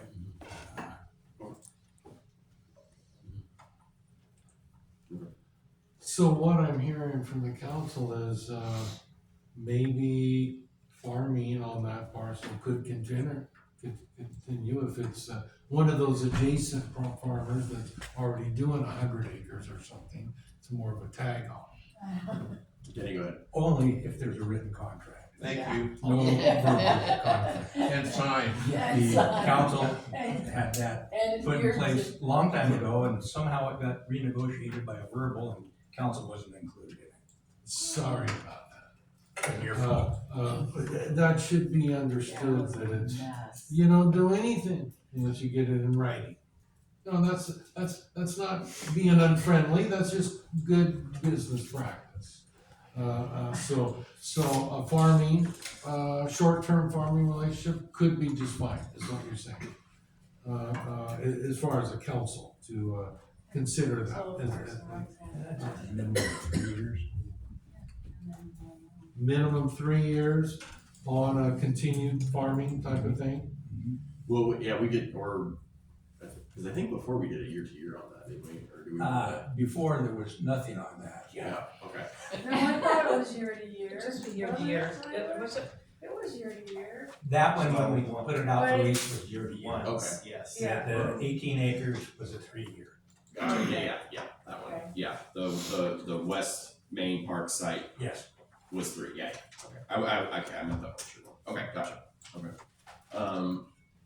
Okay. So But other uses are fine. Mhm. So people mentioned, solar farm, expansion or other industrial uses or. That's about the only thing you can develop on that because it is all wetlands. Gotcha. Okay. Well, does anybody have any, I know it's not written on here, but does anybody have any, concerns or anything, about Your Honor, things? Yeah, about the west side Main Street Park. Mhm. We didn't talk about that one quite yet. Oh, we did, okay. We've got farming there that continues for another year. Mhm. And I don't know if that's, been a great situation or not, but it's, the city gets something out of that. I don't know if it pays for the taxes. It does, barely, maybe, yeah, barely, okay. Not fair. Not barely. It's all in farm deferral, so it's like $50 of property taxes. Wonderful, okay, good. So there is a lot of discussion about the west side Main Park, Main Street Park. I would say we don't wanna commit ourselves beyond this date anytime soon. But if farming is a possibility, fine. But we'll be halfway through probably next year before we'll know more about the future of that site. But farming still could be an option for that future, okay. Because it really, I guess you're right, we'll know more, but I just know it needs to at least be in our UGB before we can run water and sewer to it. And that would be a big. Needs to be in the city, annexed in the city. Oh, in the city, To okay. bring facilities to the site and actually build structures. I thought it was just UGB, so then that's even further for the, the city has to get there, so, okay. Yeah, it's cause, but like you said, later next year we might know more because it depends on where we're at. Right. Okay, Jim? I would just suggest that we can just leave it alone for now. The contract's good through the 30th of September next year, and we can reassess this maybe in June next year. Right now, we've got 2 parks that we're working on. Neither one of them is anywhere near finished. So to start talking about developing a new park on 17 acres seems beyond to me. But it could happen if something happened, but this contract that runs through 30th of September, let's attack it at a closer date if we have some real plans for it. Find out what we've got going. Right, Lucy, go ahead. So, let's just use the YMCA because I like that, because it kind of takes it off of Willamette and Sheridan. But if you had an entity like that, do you think it could give, especially living in such a depressed area, and I will only emphasize that right now because I'm looking for money. Since we live in such a depressed area, do you think that if you could get the YMCA on board, that could validate with the governing powers to move our UGB out to include that little parcel so that they could, in essence, they could help us promote to get that done, because it's not because we just want to bring it in town because, we want a grocery store out there.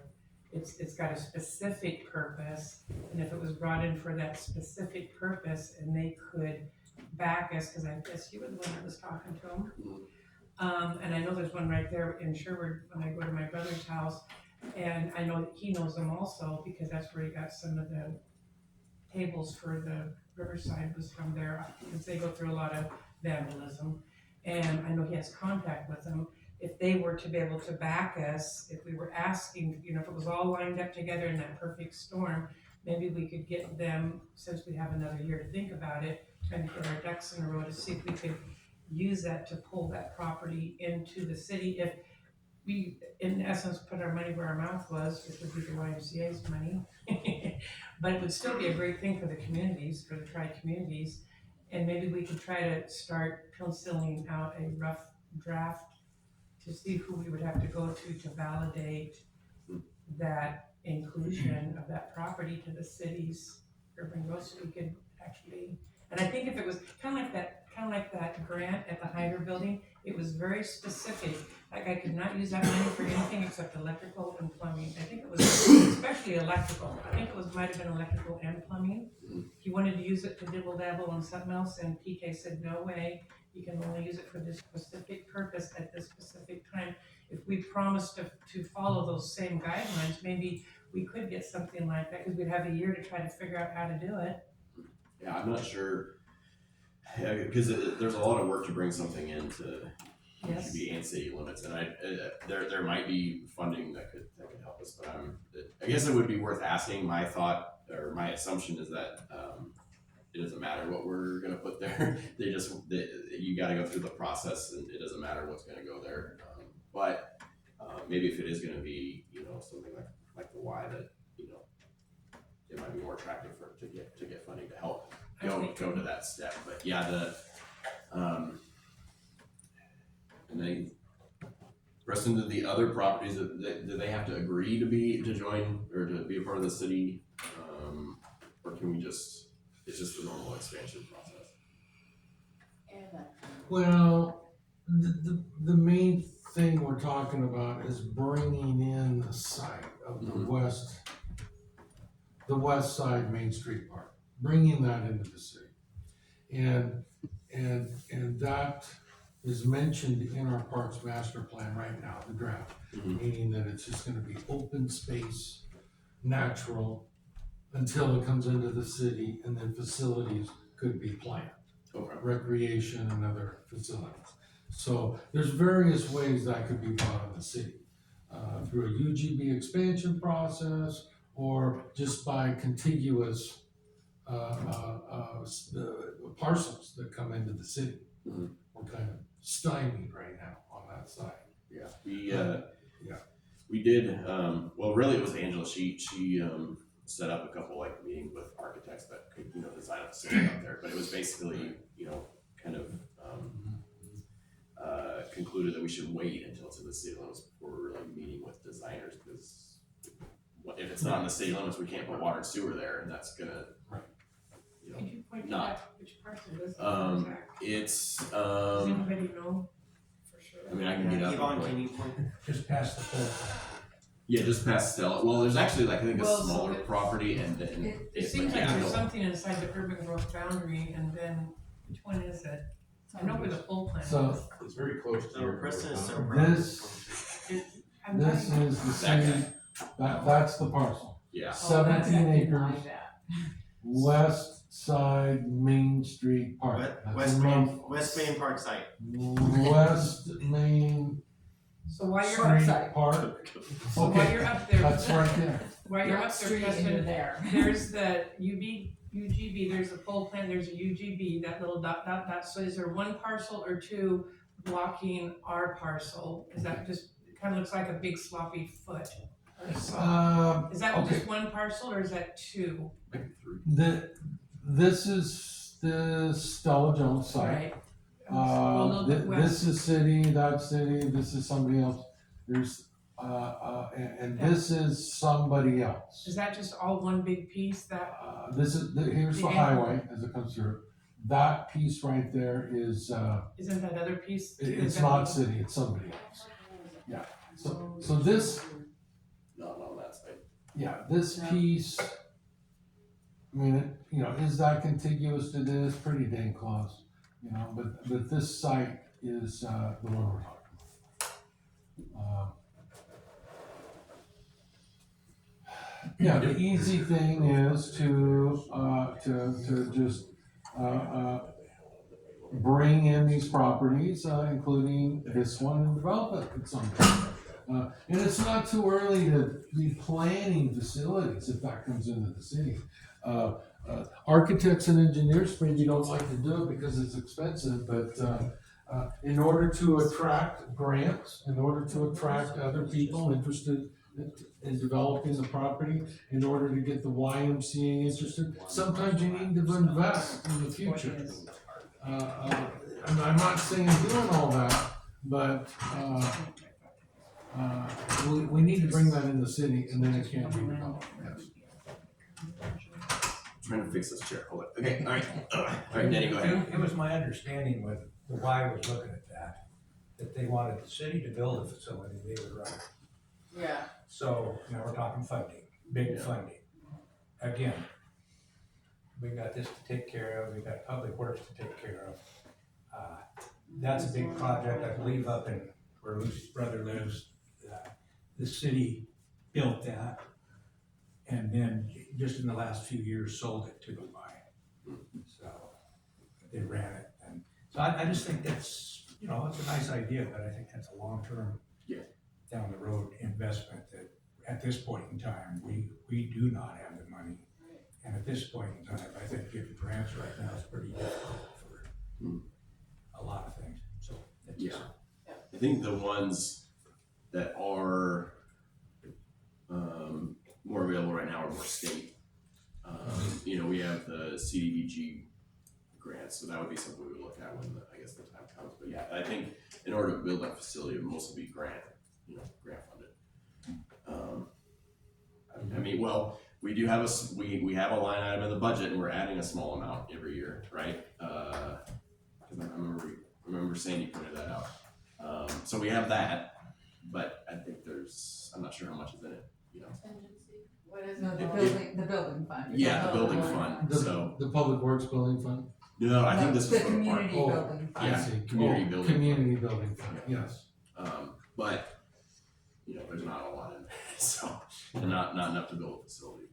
But okay, Lucy, go ahead. So, what I'll do is I'll talk to Angela about what she was doing, and I'll talk to my brother and see if maybe there's not a third option besides the city's wallet. Okay. Because if she sounds like she had a lot of information, which I'm not very familiar with, and I know that he can get a lot of information that I am familiar with. And, so all I have to do is maybe the three of us to get together, just because you got a year to think about it, and it's only to think about it. If you don't start, it's just like our water source up on Stony Mountain has been sitting there thinking, time to start thinking, get it going. Yeah, I know one of the options is like a USDA loan, and they would fund half the project, and then we would have to find funding for the other half. But I have no idea what the USDA loan program looks like right now. That was that was a little while ago, so I'm not sure if that's changed or not. I think it was originally too, Willamina was willing to go in on part of it, so that would also help with them and us. But this is just something that could be fed into the program. But I'll check into that for you and just see what I can bring to the table the next time we meet. Okay, all right, let's go ahead. Speaking of funding projects, I'd like to know about the meeting with Stella Jones. Okay, I can talk about that when we get into the unofficial part of the agenda where we share our concerns. Okay, Comments alright. and concerns. Yeah, Oh, I'll I talk thought about we that. were there, but okay. No, well, sort of. I think we're still technically on the West Main Park site, but I don't think we have anything else. Anybody else have anything on that? Well, I find it, this subject brings a lot of conversation. The Park and Rec meeting, we enjoyed talking about this park. Lots of potential there. And you all see a lot of potential and stuff. This is really not about the future development of the park so much other than kind of the interim. The use of the farming, that could continue. We all feel like that's okay. unless there's something more important. You know, so likely that would continue. But we'll revisit it sometime mid next year. Okay. This idea of a YMCA there, I mean, it's a fabulous idea. And you can't do great things like this if you don't plan. And it doesn't have to mean you have to invest a lot to still plan. That community building fund could be used to help determine feasibility of infrastructure and things. Doesn't all have to maybe go into construction, but there's things that can be done to help us decide the future of that site, but you can't do much until it's in the city.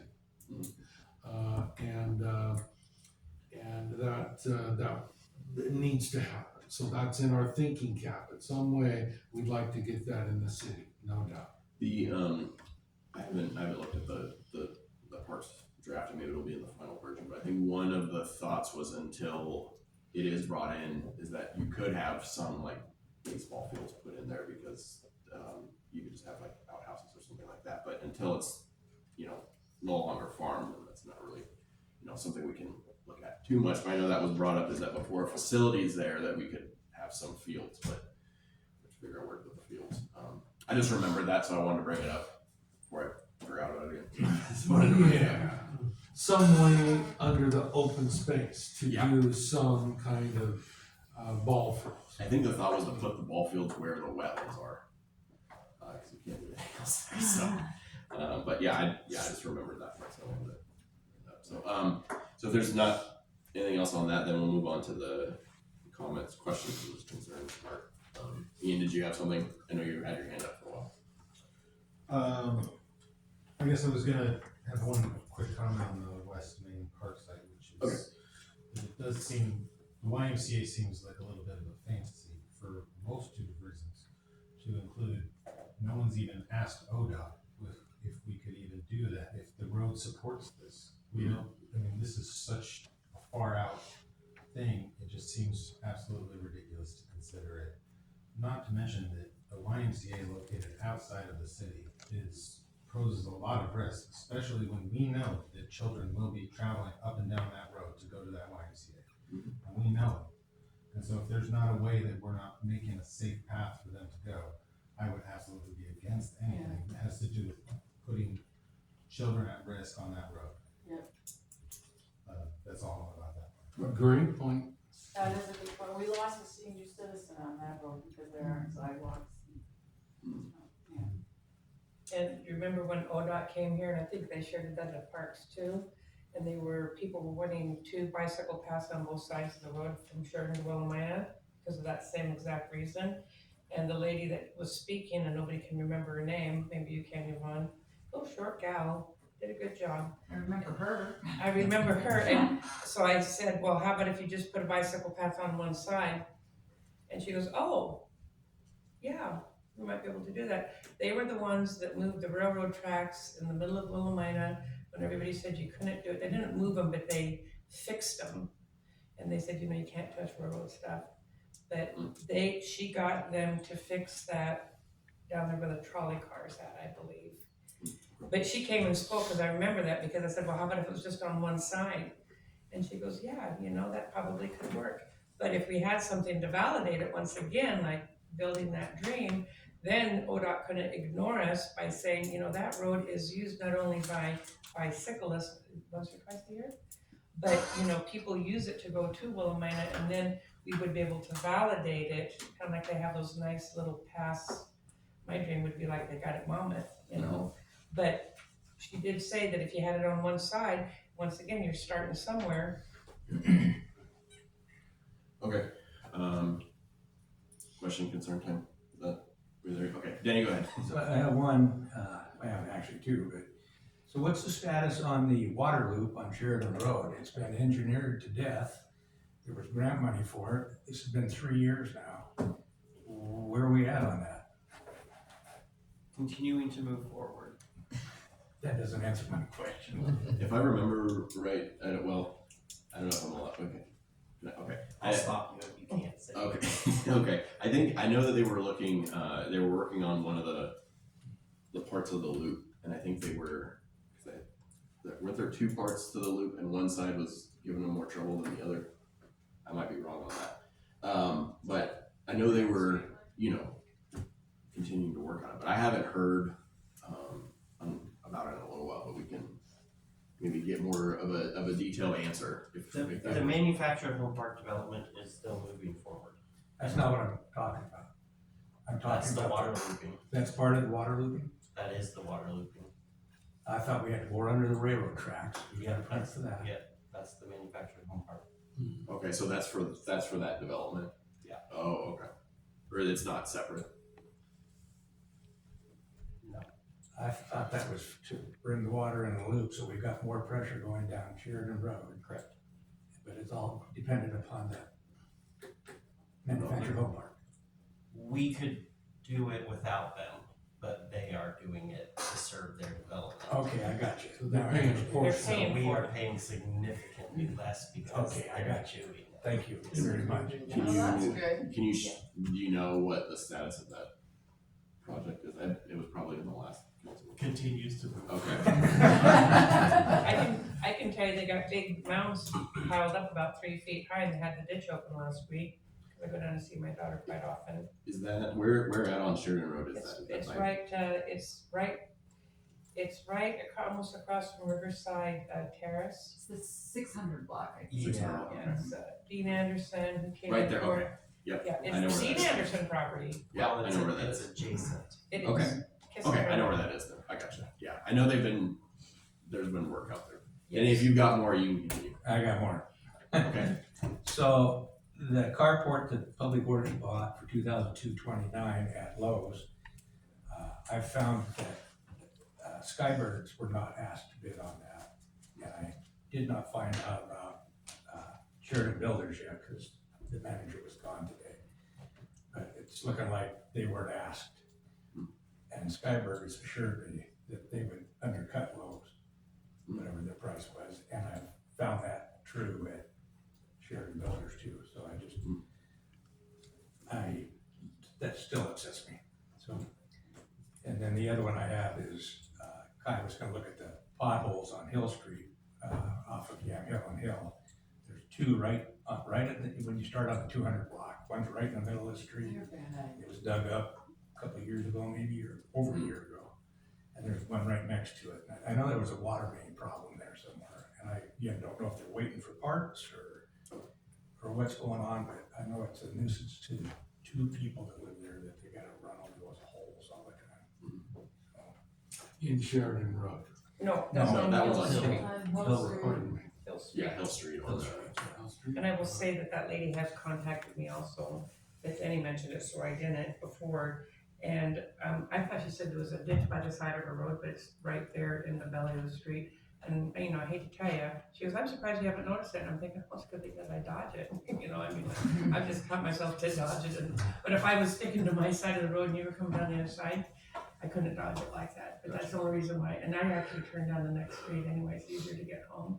But that's been there a long time. And it's like it's like a half a barrel. Which half? Half that's missing. Yeah, that's where it's at. It's a big half. So I would challenge you to drive up Hill Street Yeah. and don't swerve. And that's what that lady is in town. She lives right there to the Blow right the of tires. it. Yeah. Liz, So now my concern is, what happened with the Stella Jones meeting? okay, yeah, I can, talk about that. Yeah, we went there, and met with several different, people, from all over their region, the western region, goes up into Canada, Washington, us and Idaho. So they were, the people that were there, they kind of managed different, sites. Yeah, they showed us around, they showed us, how they treat the poles. And one of the main things we found out was that, they're gonna be, challenging, the ruling from DEQ. They're basically gonna go into, litigation about that. They're appealing it? I don't know if that's the correct or technical term, but basically, yeah, they're gonna appeal it. So as far as us using 80% of whatever fine, that fine amount might be lower because they're gonna be basically challenging that. So you didn't discuss projects because they're gonna appeal that? Oh, no, we ruling? did, we discussed projects. What projects did you discuss? Preston was the main one talking with it. We mentioned, the career tech, school districts using, we mentioned, Well, we don't wanna get, I think, into too much detail about that stuff. Cause they haven't decided anything other than to say that they're interested. Which is Interested in financing some projects? correct. Okay, good. Because we didn't even know that going in, Right. but they are interested. And they will be appealing the fines, which is expected. And that's, there's a process for all that. So once that gets resolved, I think that's gonna be resolved sooner than later.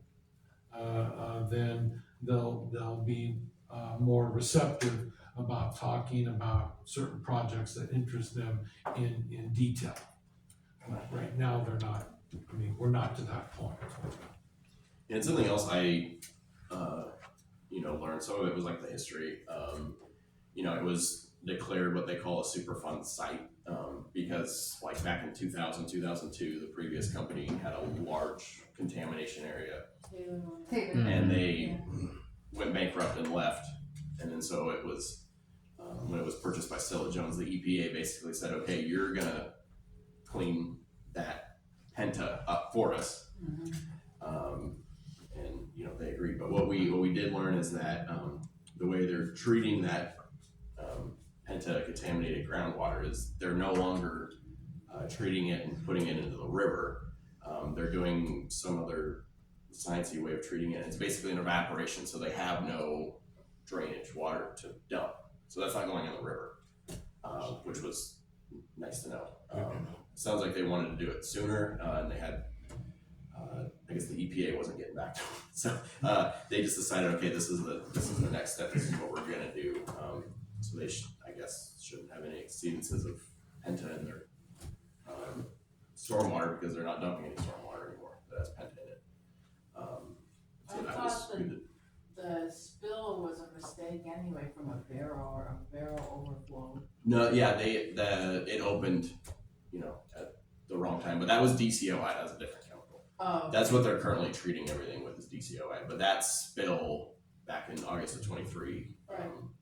Yeah, that was, something that doesn't normally happen. But what they were routinely doing was treating the penta groundwater and then going into the stormwater, and that's a lot of what the article and the DEQ finds. That was basically what all of that was all about. I don't think it had anything to do with the spill that back in August of 2 years ago.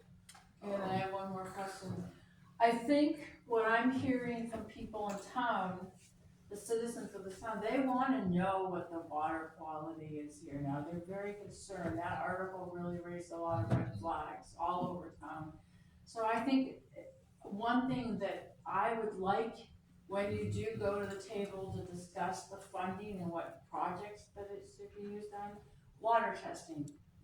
Regular water testing to reassure everybody in town that we're not drinking poisoned water. Because that is the concern. I know the water plant, that's part of the operation is, Yeah, but Testing. it's not testing for that particular chemical. That's what the article was talking about. Because It's not, it was never found in the river. yeah, but water testing for that particular chemical. the It was poison- never found in the river, so we stopped testing for it. Oh, I see. We were not required to test for it, because it's exceptionally expensive and was never found. I know, that's what I'm saying. If it's exceptionally expensive, let's ask them to pay for some water testing. That's my point. they do. That's how they know they're not going over a certain level. So when like DEQ listed, okay, you exceeded here, here, and here, that was their own basically water samples. So could they share them, make them public? It's- Because there's a lot of concern about this out there, seriously, there is. And I think that we need to be very transparent, we need to let them know what the water testing is. And if it's expensive, let's ask Stella Jones to pay for it. Well, say the water testing now is a different chemical. I mean, there's no penta now in the stormwater, now it's DCOI, which, I know they still test for, Stella to make sure they're not exceeding it, but, I think that takes longer, than testing for penta, and I think it's more expensive, but that's something we can, Ask them. find out about, yeah. But all the water quality and everything, that's, all OHA, and, as far as I know, there's never been any, concern. I know the big one is, the lead testing, which I think we've been, in compliance of, but, so this is another chemical that not everybody has to deal with. That's in the air. Could you have your hand up, Houston? Ian, sorry, I'm a little tired. Ian, did you have your hand up? I did. You wanna go? Did you wanna go? Sure. Is Stella Jones currently in violation of city ordinances? Or have They're they- not part of the city. I believe that the part of their, site is located on city. Yeah, there's a little strip. Sure. Did Um, the spill actually occur in 2023 on city property on Rock Creek Road? I'm not sure. Where the Can't culvert remember. goes in. Yeah, that recent spill, I don't know if it made it off private property at all. I don't know if it did. The recent one that had nothing to do with Penta, that was something Yes. else. Right, yeah, I don't know if that got off of private property at all.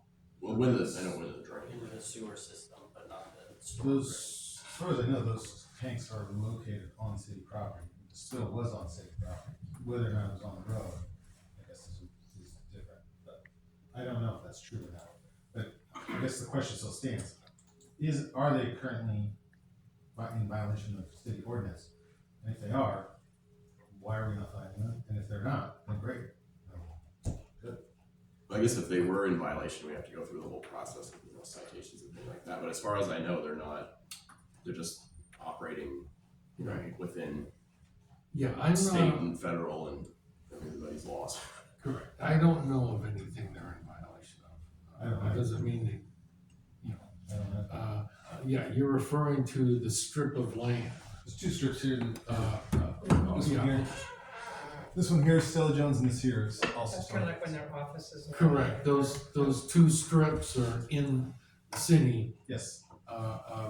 not Stella Jones. It seemed like where those tanks were a decent distance away from the road, so that Yeah. might have been. Yeah, They're in that white Way, zone. but- Right, the tanks that do all the filtering, all that, that's on private property. Okay. Right, that Right. is on private property. The spill, we're talking about in 2023, that came up in the discussion of our, That's within the city boundaries.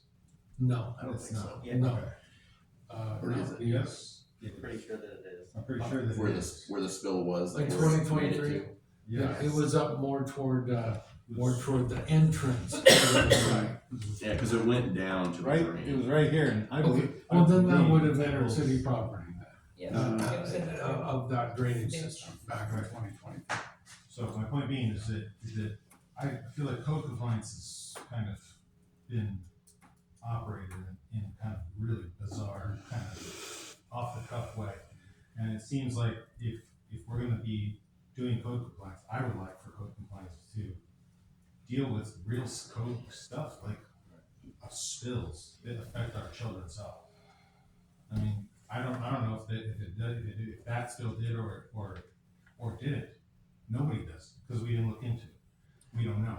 Well, we know we weren't pulling water from, the river at that time. Yes. We know that part. Yeah, and you weren't here, so it's. But as far as any, if And weren't you, future, during that time, didn't Heidi have, Public Works go down and test the water over and beyond what Stella Jones was doing? Because she didn't trust him, and so she was having our Public Works Department go down, at least they were supposed to have gone down and tested the water, because I remember her saying that at a meeting, because she didn't trust him to comply with, I think it was even DEQ. They might have both been, but she had our public works test water so that the people of our community would know. And I think, or they were supposed to be doing it and testing the water. But, you know, any I think that's future, what somebody's asking about, maybe Liz was asking. Yeah, but they weren't testing for the particular chemical that people are worried about. You mean the one that they're not using anymore? no, the new one, Oh, the new one? DCOI, Yeah. the new, Yeah, chemical that's being used to treat, but yeah, I guess any future, you know, spill, I mean, I think at the time that it happened, the code officer was down there. Alright, and they didn't get fined. Not by us, I I don't know think. that they didn't get fined. So, I remember that very specifically, because I asked them as well. And so I would like to see code compliance. If we're gonna have code compliance be an issue, then we need to push it universally to especially these mega corporations. So I'd like to know, what does it charge to do the chemical that Liz was talking about that they are using now? That's my first question, and my second one would be, if it's that expensive, I'm thinking $2,000, you know, that's pretty expensive. But even if they did it every 45 days, so they'd be caught off guard, or, you know, it would depend on what the price is, because, you know, they, kind of like everything else, you know, it's gonna cost too much money. You know, the FEMA scare is pretty tough to, you know, once I get through that, I'm not afraid of anything, but, so if the expense for that particular drug to do that test, maybe we could just have our city employees pull it ever so many days randomly and just check it, but, you know, if it's not $2,000, let them pay for it. I know, but they haven't decided what they wanna do yet, so, you know, right now they can give you the finger, but, you know, but when they do, I'm talking about like right now until there's a decision made. Yeah, Because yes, I think it should be that they should pay for their own test, but what are you gonna do for the people right now that she's talking about that are concerned? That would kind of hopefully make everybody, you could either put it in their water bill or on your tube side or whatever, and maybe it would calm them down a little bit, because those articles were kind of unsettling to read. well, and the Unsettling. chemical they were talking about in those articles, I don't know if it's gonna help anybody feel better, but it's not going in the water, of course, so Right. that's good, but the Too late new now, I already chemical. drank it. But yeah, the new chemical, I mean, I guess that's something for the, you know, city manager to look into, if that's something feasible for the, you know, water department to do. Yeah, I don't know. Maybe that's something similar to being done by a different, like OHA or something, I don't know, but, it could be, we can find out. Peter, go ahead. To a lot of these thoughts, but especially to enforcing city ordinance and fines and things of that nature, the higher powers are already planning to fine them quite heavily, and them sharing of those fines for city projects is 100% voluntary. So I wouldn't want to discuss too much along what that would go towards, or whether we should be imposing more fines. I don't think we would get very much from city fines, comparatively. We can find quite a bit of money. I mean, we can find, if you see just regular citizens out here, folks that are barely living are getting proposed, some of the fines proposed for them are $1,080 a day. If we're charging potentially that to somebody for a fine, for just some person living in this town, there's no reason why we can't fine some corporation that's dumping and violating a code, if it is violating a code. It's not nearly as much as they might voluntarily give to us and could decide not to. Right, so they can voluntarily kind of do what they're gonna do, but I don't think that they're gonna, you know, the people down at Stella Jones aren't gonna take it personally, that they're getting fined by us. They're gonna be like, yeah, I mean, you know, we need to stop getting fined by them, so we need to make them happy. That's what they're gonna do, because if we're charging them $1,080 a day, that's $300,000. How much could we do with that here? Quite a bit. So I don't understand why we're not fining these companies if they are found to be in violation of the code.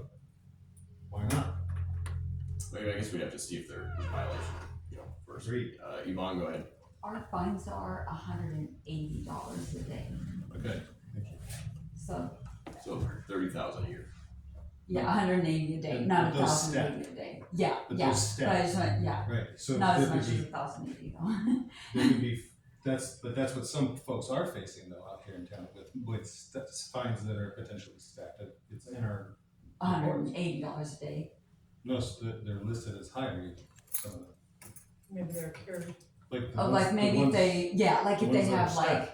10 different violations, each of them would be $180. I mean, Yeah. to us, it's 10 different violations, but to a person living in the home, it's just $1,000 bill that they're looking at. I mean, Right. that's these poor people out here. I mean, we gotta be thinking about that differently. Right, Lucy? So, kind of not lose my train of thought, is a real nice way, without going out there and having a code enforcer, whatever you wanna have go out there, I think would be if they saw the city, oh, what's the city doing? Oh, they're coming out to test the water. It's kind of a more subtle way to hear.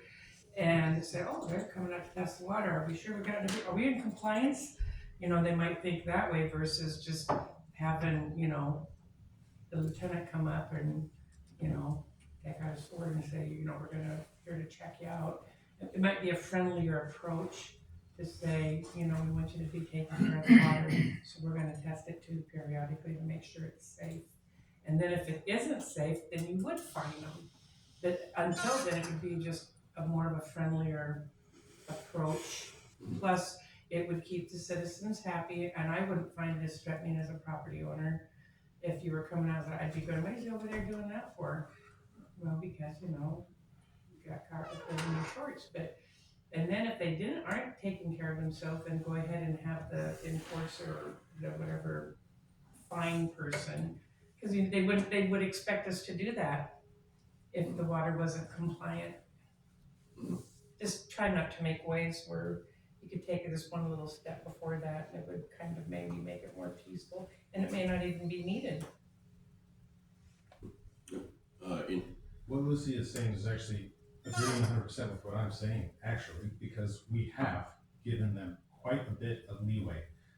Angela has been down there talking to them for years, trying to build a relationship with them, and Gary before them, or what, supposedly, I don't know. But like, we've been playing softball with them, and they're not coming down here to talk to us about it, are they?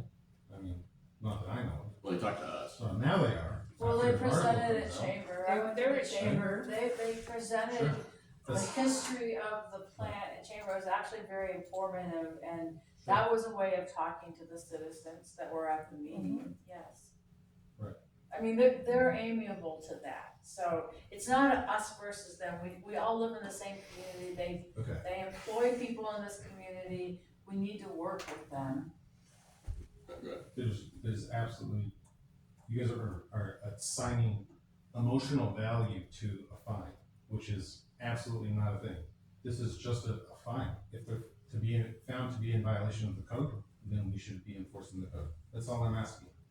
If we're not going to enforce our code, then that's not okay. We need to revisit that and figure out why we're not enforcing our code.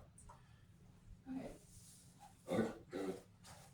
As Peter said, we stand to get more money from the fine that's levied to them by the state, by DEQ, than we do through a fine. We're talking upwards of $80,000 if their appeal doesn't go through. So there's no, I see what you're saying, We have to stand by our principles, and if it's a code violation, we should, they're violating the code. But at the same time, we are going to financially gain from that. Yeah, but I think, I mean, they're being fined by the state, and we still they can choose to give the entire fine to the state, or they can help the city out. They're choosing to help the city out. Yeah, So they're paying a fine. I think the main thing Ian's talking about is that we can't pick and choose who we're, enforcing the code on. Is I think the biggest thing. Yeah, Because if they are in violation, then we need to enforce our code. Is I think the biggest thing he's saying. I think obviously if they want to contribute to projects, they can. But if they're violating a code, then I think He's saying we need to be held accountable Yeah, for I understand. violating, because we can't pick and choose. We shouldn't be Do we picking. even have anything for industrial Well, that's, violations, code violations? that's what we need to find out. I mean, I think I'm sure somebody Tyler, does, but do we have industrial code violations? I don't think we have codes that regulate them. I'm not aware of any code violations that are occurring out there. I don't think we have different for the uses, the land uses. We don't have different. Or actually, no, I take that back. We have different, codes concerning commercial versus residential. We That makes do. sense, okay. We do, Yeah. and none of that applies to that site out there, because they're not in the city. They are. That strip of land, that applies, that's in the city. Your business office. But it's not the site itself, It's not the just site. because that's in the urban growth matter. We don't regulate that. The culvert is on city property, right? Right. That runs out of, and Correct. that's where some of the spill went through to the river. So, No. no? No DCOI left their property Okay, from surface in 2023. It entered the sewer system. Is the only place that it left their property. Through a drain and not Through a urinal. not through the storm drain, Right. on the side of the street. so it's still on their property, not city property. It entered the sewer system, so they contained it around their storm drain. And it didn't enter that way, but it went and entered the sewer system, and then that entered our system. And then it was Thanks for contained there, but, great, Lucy, go ahead. Whether you wanna hear it or not, since I've lived here so long, I've actually seen it when it was in the ditch, so if it wasn't in 2023, it was back somewhere else. But I have seen it, so there you go. But back to having the city just test the water. Ian, you're worried about people in the community getting $180 a whack. I think when Angela first goes to their house, she goes up and she talks to them. And she goes, hey, do you know you're in violation? Yeah, I might have my suggestion, actually, so, that was my suggestion, was to do that. Well, I don't Because know, it I'm wasn't I'm even making a before. statement to you is what I'm So- trying to do to validate Okay. something, not who said what. But so when the city tests the water, to me, I see it as if when someone goes to someone's house and talks to them, instead of just saying, $180 fine, pay it. I would like to have that done, and my only analogy to that is with Stella Jones, even if the city went out and tested the water, it would still satisfy the public. If it was blow the whistle time, they'd blow the whistle and everything would be done instead of just going out there and saying, hey, we've got these guys coming, because what's gonna be your proof? At least with the city testing the water, there'd be some kind of proof versus you just calling out the Gestapo out there and they show up to take their water tests or whatever. I mean, I don't think that brings very friendly and that's not without jeopardizing any of your values, it's just saying take a more peaceful route to get to the wagon train. All right, go ahead. I did not once characterize that we should do anything of the sort that you just suggested. I did not say that we should be do any sort of Gestapo tactics or anything like that. This is outrageous that we're still talking about this. I suggested that we enforce the code. That's it. I actually agree with you. Lucy, can we please move on? Anything else, any other concerns? Do we know yet what the EPA had to say? They were supposed to bring a big report. I can't find it here. Has anybody heard anything? Yeah, well, it was 1,600 pages, so if you wanna I'm looking for read it and tell me. 1,600 pages. But it sounds like there was a fine levied about, I think, 99,000. Maybe 98,000, does that sound right? Yeah, but I'm not sure if they're gonna challenge that ruling or not. I'm not I sure. haven't heard. I can't remember. I haven't heard about the executive summary, the EPA report. I haven't heard that yet. Yeah. But I heard it's out. Yeah, so I think the amount was 98,000. That's Well, I what she found said. that figure, I'm amazed that the state would fine them over $1 million and that the federal government go, 98,000 is fine, that's good. Sounds a little foolish. Different regulatory authority too. Yeah. Okay, anything else? Otherwise we can adjourn. Ian? Things I'd like to see on the session soon, or that we can work on. We've spoken about before the nose spray in the city. I'd like to see if we can move forward with talking about that and what that means. October What 20th. was that? I think Is Pre- that President on has it on the October October 20th. Okay, great. Session. What's the topic? I'm sorry? The no spray. Gotcha, okay. Okay. Once we also had, someone come in and talk to us about mill lights being unhooded. And I would like to potentially revisit that and see if our code actually covers that at all. And if it's not, then, you know, for mills that are in the city limits, to make sure that they're in compliance with hooded lights. If that is the case. That was Helen. Yeah, there was a Helen. woman that, Jim, I'm pretty sure she still didn't get an answer. And then I'd like to reiterate what Dave said earlier about the plants, from Tree Demption Garden. He's also really big on the mill spray stuff, and I think that would be good to talk to him about what the city could do to further, low maintenance, stuff around the city where we're not going to have to mow these things, that we're just, flowers are blooming and stuff like that, we don't have to deal with it. I would like to revisit the garage sale code again. We stopped talking about that because we got busy, soon, and then also along with Dave's thing, I was thinking, and this is Lucy's idea, and I think we should use your sign person, Lucy, that you love, because that looks so good. And I think you talked about this too, is putting up a sign maybe in front of, maybe it was you, in front of City Hall that has our kind of, we're a bee-friendly city, we're, you know, we have fluoride-free water, whatever it is, the things, the healthy things that we're doing in our city to try to attract people to come out and do stuff. I think Lucy's got a lot of really good ideas on that. The plants. Well, So, Sheridan used to have plum trees, Italian prunes, I still have some on my property.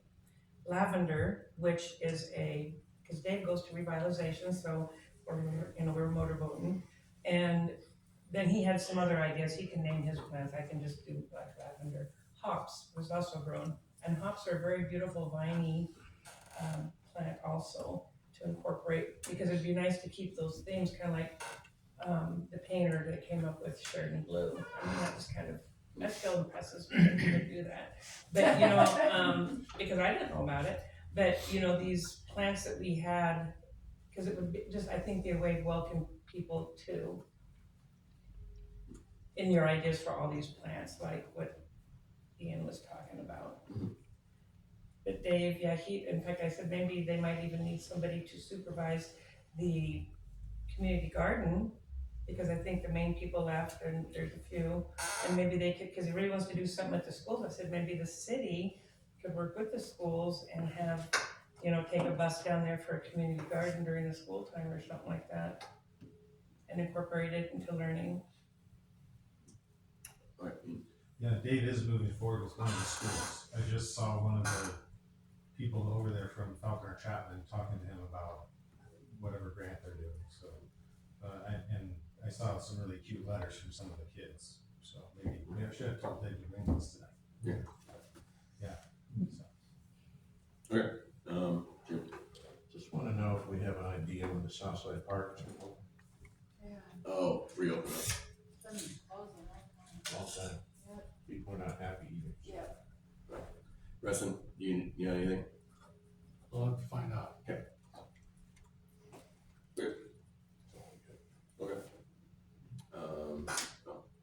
Anyway. Make a motion, we adjourn. Yeah.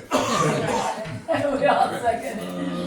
All in favor? Yeah. Okay, I think that's unanimous. Okay, we're adjourned. It's 8:19.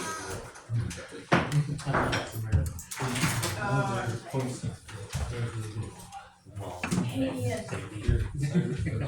How are you doing? I'm gonna get this thing on. I didn't call him, right? Oh. Okay. Well, I guess I should.